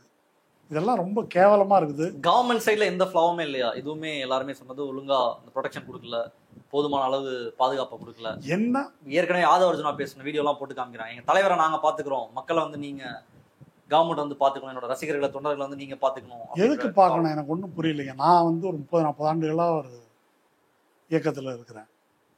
நிறைய மாநாடுகள் 10,000, 20,000, 30,000 பேர் கூடுற கூட்டங்கள்லாம் நாங்கள் நடத்தியிருக்கிறோம் இல்லையா? அதுக்கெல்லாம் எவ்வளோ போலீஸும் தேவைப்பட்டதில்லை. அதுக்கெல்லாம் போலீஸ் தேவைப்பட்டதில்லைங்க. போலீஸ் வந்து வழக்கமாக போடுவாங்க பந்தோபஸ்துன்னு 10 பேர். அவங்க ஒரு ஓரமாக உட்காந்து டீயை குடிச்சிட்டு பேசிட்டு இருப்பாங்க. ஒரு பிரச்சனையும் இருக்காது அவங்களுக்கு. கட்சி கூட்டத்தை ஒரு கட்சி தான் நடத்தும் ஆக்சுவலி. ஆமாம், அது உங்கள் கூட்டம், நீங்கள் நடத்துறீங்க. அவன் பாதுகாப்பு கொடுக்கறதுனாக்கா யாருக்கு பாதுகாப்பு, யாரிடமிருந்து பாதுகாப்பு? அதை கொஞ்சம் விளக்குங்க எனக்கு. இப்போ விஜய்க்கு பவுன்சர் வச்சிருக்கிறீங்களே, அந்த பவுன்சர்கள் யாரிடமிருந்து? விஜய் எந்த பாகிஸ்தானிடம் இருந்தா, சீனாவிடம் இருந்தா, அல்லது திமுக காரங்களிடம் இருந்தா, யாரிடமிருந்து காப்பாத்துறதுக்கு பவுன்சர் நிற்கிறாங்க அங்க? சொல்லுங்களேன். ரசிகர்கள்ட்ட இருந்து காப்பாத்த. ஆமா, அப்ப ரசிகர்கள் விஜயின் எதிரிகளா? என்ன அர்த்தம் இதுக்கு? ஓவர் லவ்ல இருக்காங்க, ஓவர் அன்பு அண்ணன் மேல பாஞ்சிருவாங்க. இது என்ன கணக்குன்னு சொல்லுங்க. இப்ப எம்ஜிஆர் மேல லவ்வா இல்லையா? யாரும் அண்ணா மேல இல்லையா? அவங்களாம் பவுன்சர் வச்சுட்டு தான் தெரிஞ்சாங்களா? எனக்கு புரியல அது. அப்ப இந்த லவ்வுக்கு என்ன பேரு? இதுக்கு என்ன அர்த்தம்? இந்த கூட்டத்துக்கு என்ன பேரு? இந்த கூட்டத்தை நீ எதுக்காக திரட்டி வச்சிருக்கிற? அப்போ உன்னுடைய கூட்டத்துல பிரச்சனை இருக்குது. பிரச்சனை எங்க இருக்கு? உன்னுடைய கூட்டத்தின் மீது உனக்கு நம்பிக்கை இல்லை. இது ஒரு ஆபத்தான கூட்டம்னு கருதுறதுனால தான் அவ்வளவு செலவு பண்ணி பவுன்சரை கூப்பிட்டு உட்கார வச்சு, உனக்கு Y+ செக்யூரிட்டி பத்தாதுன்னு கூட எக்ஸ்ட்ரா பவுன்சரை வச்சுக்கிற அளவுக்கு உன்னுடைய ரசிகர்கள் ஆபத்தானவர்கள். அது உண்மையா இல்லையா? சரி, இதுக்கு போலீஸ் என்ன பண்ணணும்? போலீஸ் என்ன பண்ணணும்னு கேட்குறேன். ஆதவர்ஜுனா கூற்றுப்படி எங்கள் தலைவரை நாங்கள் பாதுகாத்துக்கிறோம். அவங்கள பாதுகாக்கணும்னா அவங்கள யார் என்ன பண்ணாங்க? இப்போ அவங்க தான் ஒருத்தர் மேலே ஒருத்தர் ஏறி குதிச்சு விழுந்து, அதான் பார்க்குறான்ல, டின் ஷீட்டில் ஏறி குதிக்கிறான், மரத்தில் தொங்குறான், டிரான்ஸ்ஃபார்மரில் ஏறுறான், கூரையை பிரிச்சுட்டு குதிக்கிறான். பார்க்கலையா நம்ம? இதே புஷி ஆனந்த் தானங்க அதில் ஏறாத இதில் இறங்காத கத்துறாரா இல்லையா? ஆமாம். இதுக்கு போலீஸ் என்ன பண்ணும்? போலீஸுக்கு தான் வேலையா? எனக்கு ஒன்றும் புரியல. அதாவது ஒழுங்குபடுத்துவது அப்படின்றதுக்காக ரைட்டு. நான் அன்னைக்கு ஒரு டேவிட்சன் தேவாசீர்வாதம் சொல்கிறாரு, வழக்கத்துக்கு மேலே 3 விதமாக பிரிக்கிறாரு. ஒரு ஸ்கொயர் ஃபீட்டுக்கு எவ்வளோ பேர் நிற்கலாம் அப்படின்னு 3 விதமான கணக்கு சொல்கிறாரு. நார்மல் க்ரௌடு, அப்நார்மல், அதோட சீரியஸான க்ரௌடு அப்படின்னு. இதை வந்து அப்படி கருதி வழக்கத்துக்கு 20 பேருக்கு ஒரு போலீஸ் அளவுக்கு நாங்கள் போட்டிருக்கிறோம். 10,000 சொன்னாங்க, 10,000க்கு 500 போலீஸ் போட்டிருக்கிறோம். நீ 25,000 பேர் வந்தாலுமே 40-50 பேருக்கு ஒரு போலீஸு. இது மாதிரி எங்கே போட்டிருக்கிறான்? எந்த மாநாட்டில் போட்டிருக்கிறான்? எந்த ஆர்ப்பாட்டத்தில் போட்டிருக்கான்? வள்ளூர் கோட்டத்தில் நடக்குது, பார்க்குறான். நீ கூப்பிட்டு வந்தது இந்த மாதிரி ஒரு கும்பல் அப்படின்னாக்கா அதுக்கு போலீஸ் என்ன செய்யணும்? போலீஸ் சொன்னதை கேட்குறானா? எவ்வளோ வீடியோ இருக்குது. இறங்குன்னு கெஞ்சுறாங்க. யாராவது இறங்குறாங்களா? எப்படி தவிக்கிறாங்க? போலீஸ்கிட்ட எப்படி வம்பு எடுக்கிறாங்க? ஆம்புலன்ஸை மறிக்கிறான். அப்போ அவனை மேலே கை வச்சா என்ன லத்தி சார்ஜ் பண்ணீங்க, தடுத்துட்டீங்க. இந்த சுமன் ஸ்ரீராமன் சொல்கிறார்ல, அங்கேயே தடுக்கணும், தடுத்தா கூட்டத்தை தடுத்துட்டான். நீ பேசினியா இல்லையா? அது மாதிரி எனக்கு ஒன்றும் புரியலை. இவனுக்கெல்லாம் எதுக்கு பாதுகாப்பு கொடுக்கணும்னு கேட்குறேன் நான். நீ நடத்துறது உன் கூட்டம். வேற யார் வந்து அங்கே என்ன பண்ணிட்டாங்க? ஒன்று மிதிப்பட்டு செத்துருக்கிறான் எல்லாரும். யாராவது வெட்டி கொண்டுட்டாங்களா? போஸ்ட்மார்ட்டம் ரிப்போர்ட் இருக்குதுங்க. பெரும்பாலும் மூச்சு திணறி செத்தவங்க தானே. அப்படி தானே சொல்கிற ரிப்போர்ட் பூரா அப்படி தானே சொல்கிறாங்க. மேலே மேலே மேலே ஏறி மிதித்து தான் செத்துருக்குறாங்க. அதுக்கு என்ன காரணம்? அது நீ பண்ண வேலை தான் காரணம். நீ பண்ண நடவடிக்கையால் தான் அது நடந்திருக்குது. மகாமகம் குளத்தில் செத்தாங்க. எதனால் செத்தாங்க? ஜெயலலிதா போய் ஜெயலலிதா பார்க்கறதுக்கு. மகாமகம் ரொம்ப நாளாக நடக்குது, யாரும் செத்தது கிடையாது. அங்கே ஜெயலலிதாவும் சசிகலாவும் போனாங்க, 100 பேர் செத்தாங்க. நீ பண்ண வேலையால் தான் செத்தான் இல்லையா? அப்போ இதுதான் அதுக்கு காரணம். போலீஸ் வந்து அதுக்கு என்ன பாதுகாப்பு கொடுக்கணும், போலீஸ் என்ன செய்ய தவறி இருக்கு, நீ ஃபேக்டுக்குள்ளே வரணும். அவங்க சொல்கிற ஃபேக்டை மறுத்து ஃபேக்டுக்குள்ளே வந்து பேசணும். இதுக்கெல்லாம் யார் பொறுப்பேற்பது? போலீஸுக்கு வக்கனையாக பேசுறீங்க, இதுக்கெல்லாம் யார் பொறுப்பு? பார்க்க வந்த கூட்டம் தொங்குறானே, அதுக்கு போலீஸ் பொறுப்பா? என்ன செய்யணும் அதுக்கு? இதெல்லாம் என்ன கேள்வி? அதாவது போலீஸ் அராஜகம், போலீஸ் வன்முறை, இதெல்லாம் நாங்கள் ஸ்டெர்லைட் போராட்டத்தில் பார்த்துருக்கோம். நான் நேரடியாக தொடர்பு உள்ளவன். அப்போ போலீஸை நம்ம எதிர்த்து பேசுகிறோம், எப்படி அவங்க சூழ்ச்சிகரமாக நடந்துக்கிறாங்க. இப்போ ஜல்லிக்கட்டு போராட்டம் நடந்ததுங்க, எத்தனை நாள் நடந்தது? அந்த கூட்டத்தை ஒப்பிடும்போது இது கொசுவா இல்லையா? அந்த கூட்டத்தில் என்ன நடந்துச்சு? ஜல்லிக்கட்டு போராட்டத்தின் மிக முக்கியமான பிரச்சனை என்ன தெரியுமா? நாள் கணக்கில் அந்த போராட்டம் நடக்குது, ஒரு போலீஸ் கூட கிடையாது. அதை பற்றி பதிவானதே என்னன்னா, விடிய விடிய நடக்குது, ஒரு பெண்ணுக்கு கூட எந்த பிரச்சனையும் ஏற்படலை. பெண்கள் விடிய விடிய இருக்கிறாங்க, சாப்பாடு தண்ணி எதுவும் பிரச்சனை இல்லை. வாலண்டியர்ஸ் தம்மைத்தாமே மக்கள் ஒழுங்குபடுத்தி கொள்ளுகிறார்கள். இதை பற்றி நான் எழுதியிருக்கிறேன். எப்போ கலவரம் வருதுன்னா கடைசியில் போலீஸ் தான் கலவரம் பண்ணுது, தீ வைப்பில் ஈடுபடுது. அதை வீடியோ எவிடன்ஸே இருக்குது.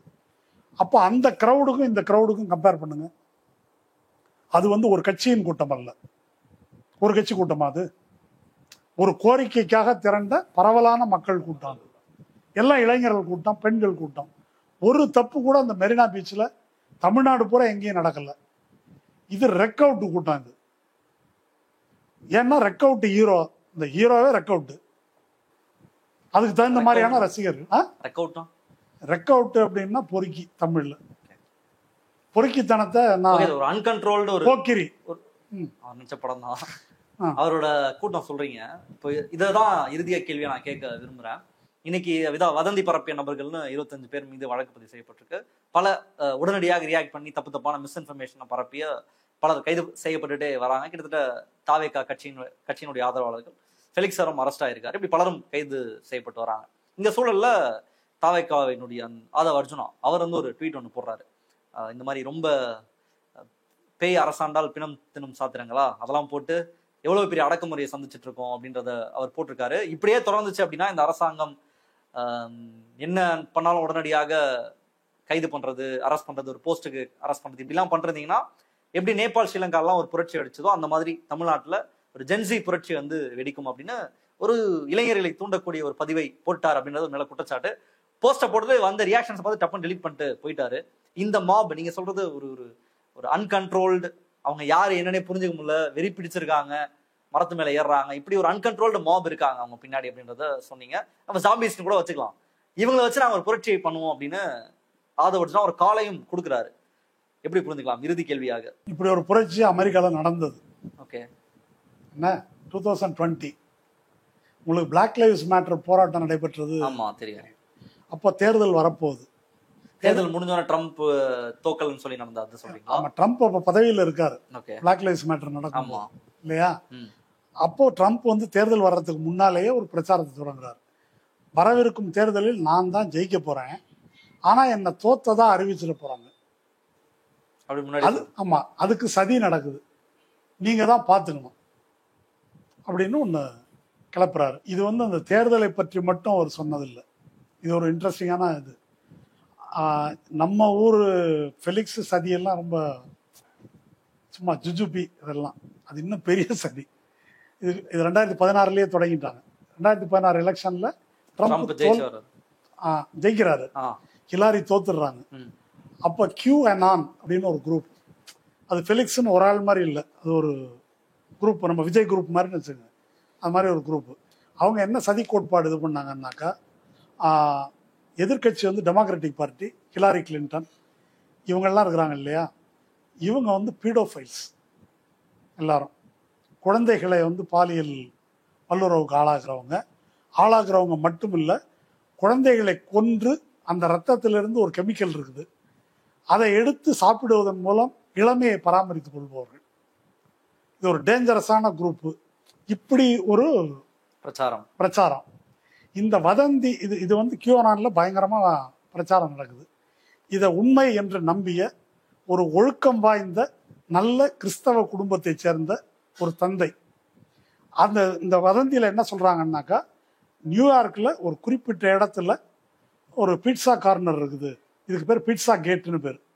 அங்கதான் வந்து குழந்தைகளை அடைச்சி வச்சிருக்கிறாங்க அப்படின்ற மாதிரி வந்து வதந்தி. இவர் வந்து ஒரு வண்டியை எடுத்துக்கிட்டு அதில் துப்பாக்கி வெடிகுண்டெல்லாம் எடுத்து போட்டுக்கிட்டு கிளம்பி நேராக இங்கே வர்றாரு. நேராக வந்து அவர் பேர் கூட சொல்கிறேன், எட்கார் மாடிசன் வெல்ச் அப்படின்னு பேர். அவர் பேர். நேராக கிளம்பி வந்து நேராக அந்த பீட்சா கார்னரில் துப்பாக்கியை காட்டி தெரிச்சு ஓடுறாங்க எல்லாரும். எதுக்கு வந்தான்னு. அந்த ரூமை துறன்றாரு. சாவி இல்லைன்னு இவங்க தடுமாறுறாங்க. உடனே கையில் வச்சிருந்த வெடிகுண்டை வீசுறாரு. வெடிகுண்டை வீசி அந்த ரூமை திறந்தா உள்ள பழைய நாற்காலி, ஓட்ட உடச்சல் இதெல்லாம் கிடக்குது. உள்ள ஒன்றும் காணோம். அவரை கைது பண்ணி சிறை தண்டனை. அப்போ வந்து முட்டாள்தனம் பண்ணிட்டேன், என் வாழ்க்கையே கெடுத்துக்கிட்டேன், இதை நம்பிட்டேன் அப்படின்னு சொல்லி, இது அவருடைய முட்டாள்தனத்தால் அவருக்கு கிடைச்சது 4 வருஷமா 5 வருஷமா ஜெயில். ஆனால் அமெரிக்காவில் ஒரு கணிசமான வெள்ளை கிறிஸ்தவ பிரிவினர் அவங்க இந்த சதி கோட்பாடுகளை நம்பி ட்ரம்ப்பை தேர்ந்தெடுத்தாங்க. ட்ரம்ப் 4 ஆண்டுகளுக்கு என்ன பண்ணாருன்னு தெரியுது. 20 மறுபடியும் ஜனாதிபதியாக தொடரணும்னு அவருக்கு விருப்பம். தோத்துருவேன், இப்படி எனக்கு தோக்கடிக்க சதி பண்றாங்க என்ற சதியை நம்பினார்கள். ட்ரம்ப் தோத்துட்டாரு. ஆனா இவர் சொன்ன பிரச்சாரம் பதவி விலகல. என்ன செஞ்சாங்கன்னா, ஆயிரக்கணக்கான பேர் கையில் துப்பாக்கியோட கேபிட்டல் ஹில் உள்ள பூந்து எல்லாத்தையும் நாசம் பண்ணி போலீஸ்காரர்களை எல்லாம் கொன்று ஒரு கலவரம் நடந்தது. செடிஷன் சார்ஜ், அது மேல ட்ரையல், இதெல்லாம் நடந்தது. இப்ப மறுபடியும் அவர் ஜெயிச்சோன்னு தன் மீதான வழக்கு அவரே தள்ளுபடி பண்ணிட்டாரு. இப்ப திரும்ப என்ன, அதுக்கு முன்னால 20 அவர் பண்ணது என்னன்னா, கொரோனான்னு ஒண்ணு கிடையவே கிடையாது. நான் இந்த வீடியோவில் லைவ்ல பார்த்தேன். கொரோனான்றது அமெரிக்காவை பொருளாதார ரீதியாக வீழ்த்துவதற்கு சீனா செஞ்ச சதி இது அப்படின்னு சொல்லிட்டு, இது ஒன்றும் மேட்டரே கிடையாது, ஒரு லைசால் இருக்குல்ல அதை எடுத்து சிரஞ்சில் போட்டால் சரியாயிடும் அப்படின்னா, லைசால் கம்பெனிக்காரன் ஐயோ அது கூடாதுன்னு ஒரு அறிக்கை விடுறதுக்குள்ள 100 பேர் ஊசியை போட்டு ஆஸ்பத்திரியில் போய் படுத்துட்டாங்க. விஜய் ரசிகர்கள் இப்போ அந்த கண்டிஷனில் தான் இருக்கிறாங்க. ட்ரம்ப் வந்து அந்த மாதிரி ஒன்றை பண்ணாரு. இப்போ அதை வந்து பண்ணிட்டு இருக்காரு. இப்போ இந்த சதி கோட்பாடு வெற்றி பெற்றதன் விளைவு இருக்கு இல்லையா, இந்த முறை என்ன சதி கோட்பாடு தெரியுமா? Illegal immigrants. அவங்க தான் ரேபிஸ்ட், அவங்க தான் கொலை பண்ணுறாங்க, அவங்க தான் திருடுறாங்க. மெக்சிகோலேருந்து வந்திருக்கிறாங்க. இந்தியர்களை விலங்கு போட்டு கூப்பிட்டு வந்தாங்க. இப்போ இந்தியர்கள் H1B விசா சதி, இப்போ அங்கே வந்து அடிக்க ஆரம்பிச்சிட்டாங்க இந்தியர்களை. இப்போ அங்கேயும் விஜய் ரசிகர்கள் இருக்காங்க, வாங்குவாங்க. இப்போ எப்படியும் இந்த சதி கோட்பாடுகளின் அடிப்படையில் இப்போ அதனுடைய விளைவை உலகம் அனுபவிக்கிறத நாம் பார்க்கிறோம். இவர் வந்து அந்த மாதிரி ஒன்றை தூண்டி விட ஆதவ அர்ஜுனா முயற்சிக்கிறார். நேபாளத்தில் என்ன புரட்சி நடந்தது அதை பேசுறதுக்கு இப்போ நேரம் இல்லை, அது ஒரு பிரச்சனைக்குரிய ஒரு விஷயம். ஆனால் இவர் தானே புரட்சி பண்ணணுன்றாரு, அப்புறம் ஏன் டெலிட் பண்ணிட்டாரு அவர்? என்ன இவர் பிடல் காஸ்ட்ரோ, அவர் சேகுவாராவா பனையூரில் ஒளிஞ்சிட்டு இருக்கிறாரு? இது வந்து இது என்ன அப்படின்னு சொன்னால் ரொம்ப டேஞ்சரஸ். இது இந்த தூண்டுதல் இருக்கு இல்லையா, யாரோ ஒருத்தர் விழுப்புரத்தில் சூசைட் பண்ணிக்கிட்டாராம் செந்தில் பாலாஜினால அப்படின்னு. இன்னும் எத்தனை பேர் சூசைட் பண்ணிக்க போறான்னு தெரியல. அது நடக்கும். இப்போ ட்ரம்ப்புக்காக இதெல்லாம் பண்றாங்க இல்லை, கலவரமே பண்ணியிருக்காங்கல்ல வந்து, அந்த மாதிரி ஒரு கும்பல் இது. அதனால ஜோம்பின்னு சொல்றதுல ஒன்றும் மிக இல்லை, அந்த மாதிரி ஆக்கி வச்சிருக்கிறாங்க. இப்போ ஆதவ அர்ஜுனா செய்கிறது அப்படி ஒரு அபாயகரமான ஒரு நடவடிக்கை. அதை நம்ம எப்படி பார்க்கணும் அப்படின்னாக்கா, தமிழ்நாடு இதுவரை அடைந்திருக்கிற முன்னேற்றம்னா நான் பொருளாதார வகைப்பட்ட முன்னேற்றத்தை மட்டும் சொல்லல. நம்ம வந்து இந்த கவு பெல்ட் மாதிரி முட்டாளா இல்லை இங்கே, அந்த மாதிரி மதவெறிக்கு ஆட்படலை, முட்டாள்தனத்துக்கு ஆட்படலை, அறிவுபூர்வமாக சிந்திக்கிறோம், இதெல்லாம் சொல்லிக்கிறோம் இல்லையா. இதை பூரா காலி பண்ணுறதுக்கு ஒரு பெரிய கூட்டத்தை வந்து ரெடி பண்ணி வச்சுக்கிட்டு அதை ஏவி விடுவேன் அப்படின்னு ஆதவ அர்ஜுனா வந்து மிரட்டுறாரு. அதுக்கு வந்து இந்த மாதிரி வதந்திகளை பரப்புகிறார்கள். இவங்கள வந்து சும்மா ஏதோ ஒரு வதந்தி பரப்பிட்டாரு லைட்டா அப்படி எடுத்துக்கிற விஷயம் அல்ல. இது மிகப்பெரிய மிக ஆபத்தான சீர்குலைவு நடவடிக்கை.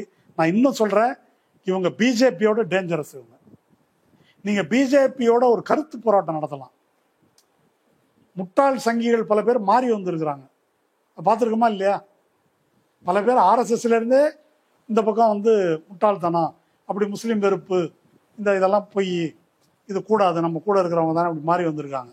ஆனால் இது வந்து எந்த அறிவும் இல்லாத, சும்மா தூண்டி விட்டா சூன்னா என்னவும் செய்யக்கூடிய அந்த மாதிரி ஒரு கூட்டமாக தயாரித்து வைத்திருக்கிறார்கள். அதை தமிழ்நாட்டின் மீது ஏவுகிறார்கள். இது ரொம்ப டேஞ்சர். என்ன அப்படின்னாக்கா, இவங்க வந்து பாஜகவினுடைய பங்களா நாய்களாக மாறக்கூடிய வாய்ப்பு இருக்குது. சிபிஐ கேட்டால் முடிஞ்சு போச்சு கதை. அப்புறம் அப்படி கொண்டு போய் மாற்றுகிறார்கள்.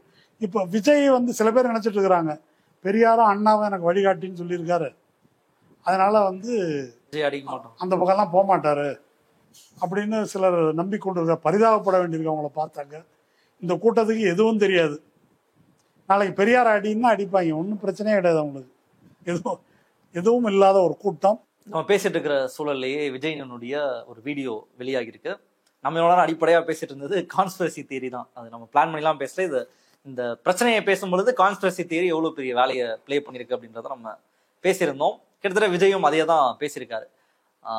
ரெண்டு விஷயமா நான் பார்க்க விரும்புகிறேன். ஒன்று, விஜயினுடைய அந்த ஒரு அரசியல் பெர்ஸ்பெக்டிவ் ஒன்று வச்சிருக்காரு, அது நான் செகண்டாக வரேன். முதல்ல நான் எல்லா கூட்டங்களுக்கும் போனேன். இதுக்கு முன்னாடி 4 இடத்துல நான் பேசியிருக்கேன்.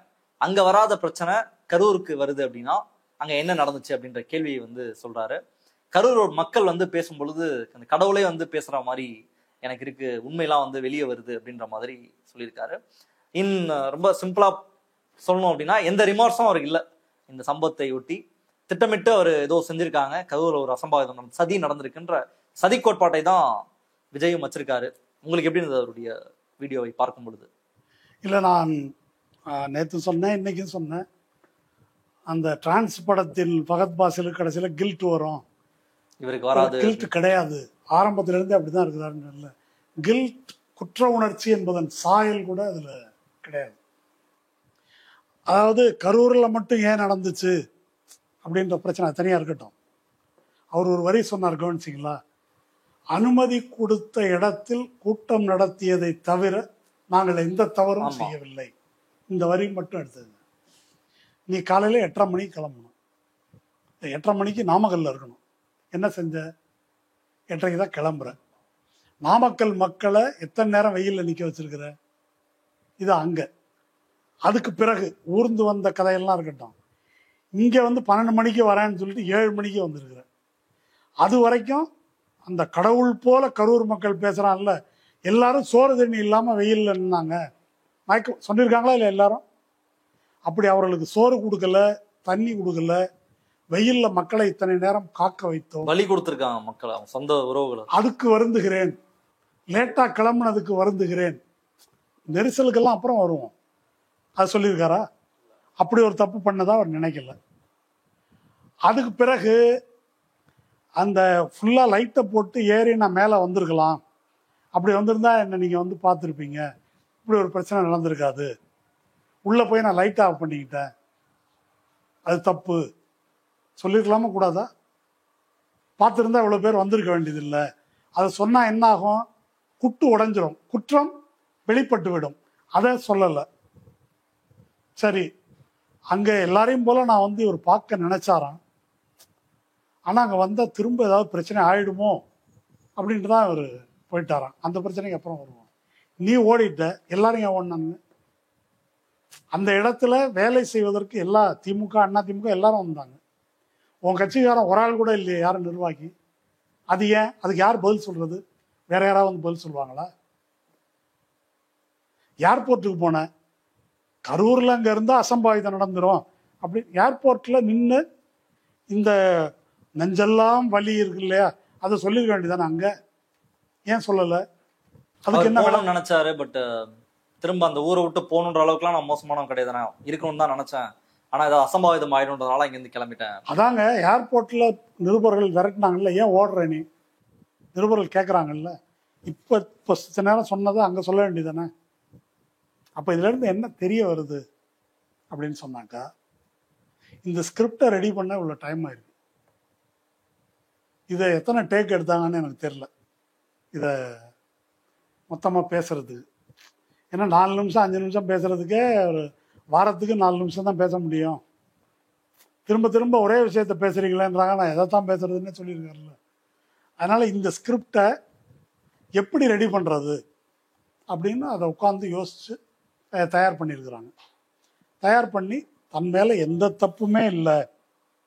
இது யாருக்கு தெரியுமா? இது முக்கியமாக தன்னுடைய ரசிகர்களுக்கு, பொதுமக்களுக்குன்றது. அன்கண்ட்ரோல்டு மாபை இன்னும் பண்றதுக்கு, இன்னும் தன்னை நியாயப்படுத்துவதற்கு, அவங்களுடைய மத்தியில் தன்னை நியாயப்படுத்துவதற்கு. இப்போ இந்த கேள்வி, இப்போ நான் முதல்ல சொன்ன கேள்வி அத்தனை பேரும் கேட்டிருக்கிறாங்க. அதாவது இதில் போலீஸ் மேலே தான் தப்பு, செந்தில் பாலாஜி சதி, அந்த பார்ட்டை பற்றியே நான் பேசலை. இதுக்கு முன்னால் செந்தில் பாலாஜியை விட்டுருங்க, கரூர் நுழைறதுக்கு முன்னாடி நீ பண்ண தப்பெல்லாம் நீ ஒத்துக்கிட்டு இருக்கிறியா? உன் கட்சி பண்ண தப்பெல்லாம் நீ ஒத்துக்கிட்டு இருக்கிறியா? கிடையாது. அப்போ இது என்ன மாதிரி நபர்? அதைத்தான் நான் சொன்னேன். பிளாக் டிக்கெட் விற்கிறதுல இருந்து, இந்த மாதிரி இந்த அவங்க ஆடியோ லான்ச் நடத்துறதுல இருந்து, நீ பண்ண அந்த அயோக்கியத்தனங்களுடைய தொடர்ச்சி தான் இது. 4 இடத்துல நடக்கல, நீ மாநாடு நடத்த ஆரம்பிச்ச அன்னிலிருந்து நடக்குது.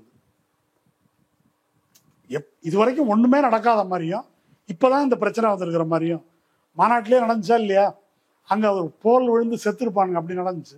மதுரை மாநாட்டில் நடந்துச்சு. மயக்கம் போட்டு எத்தனை பேர் விழுந்தாங்க? முதல் மாநாட்டிலே நடந்துச்சு இல்ல, செத்தாங்கல்ல. இது எதுவுமே இல்லைன்னு பேசுறாங்க. இது எப்படி நீங்க புரிஞ்சுக்கல? இப்போ எண்ணிக்கை 41ன்றதுதான் பிரச்சனை. 2 பேர் 3 பேர் 4 பேர் செத்தா அது அரசியல்ல இதெல்லாம் சாதாரணம். அது ஒன்றும் இல்லை. இப்போதான் முதல் முறை நடக்குதான், இது வரைக்கும் நடக்கலையா. இது என்ன அப்படின்னு சொன்னா, இந்த கான்ஸ்பிரசி தியரிக்கு உகந்த முறையில பேசுறது. கரூர்ல தான் இப்படி நடந்துச்சு. ஏற்கனவே விஜயை காப்பாற்றிக் கொண்டிருக்கக்கூடிய அந்த கான்ஸ்பிரசி தியரியை ஊக்குவிக்கிற வகையில செந்தில் பாலாஜி பண்ணிட்டாரு, கரூர்ல நடந்துருச்சு அப்படின்ற நேரேட்டிவ் இருக்கு இல்லையா? அதுக்குதான். அதுக்காக ஏன் கரூர்ல தான் நடந்துச்சு அது மக்களுக்கு தெரியும். கடவுள் மாதிரி அந்த மக்கள் சொல்லியிருக்காங்க. யார் சொன்னாங்க, என்ன சொன்னாங்க? இல்லையே, அது எல்லாரும் மக்கள் தனக்கு ஆதரவாகத்தான் எல்லோரும் பேசுகிறார்கள் அப்படின்னு ஒரு தோற்றத்தை ஏற்படுத்துவது. அப்படியெல்லாம் இல்லை. கரூர் மக்கள் பேசியிருக்கிறாங்க. பேசுனது போல எப்படி இவங்க காலித்தனமா இருந்தது இந்த கூட்டம், என்னெல்லாம் பண்ணாங்க அப்படின்னு மக்கள் பேசுறாங்களே. மிதிப்பட்டு எங்க செத்தாங்க, எப்படி போனாங்க, அதெல்லாம் மக்கள் சொல்றாங்க. அவங்க எல்லாம் திமுகறாங்களா என்ன? என்ன நடந்துச்சோ அதை பேசுறாங்க. அப்படிதான் இது நடந்திருக்குது. அதனால மக்கள் தனக்கு ஆதரவா பேசுவதை போல ஒரு தோற்றத்தை ஏற்படுத்துகிறார். அதுக்கப்புறம் எனக்கு ஆதரவா பேசுறவங்களுக்கு நன்றி. ஒரு பத்திரிகையாளர் கூட விஜய்க்கு ஆதரவா பேசல. பேசிருக்காங்களா யாராவது?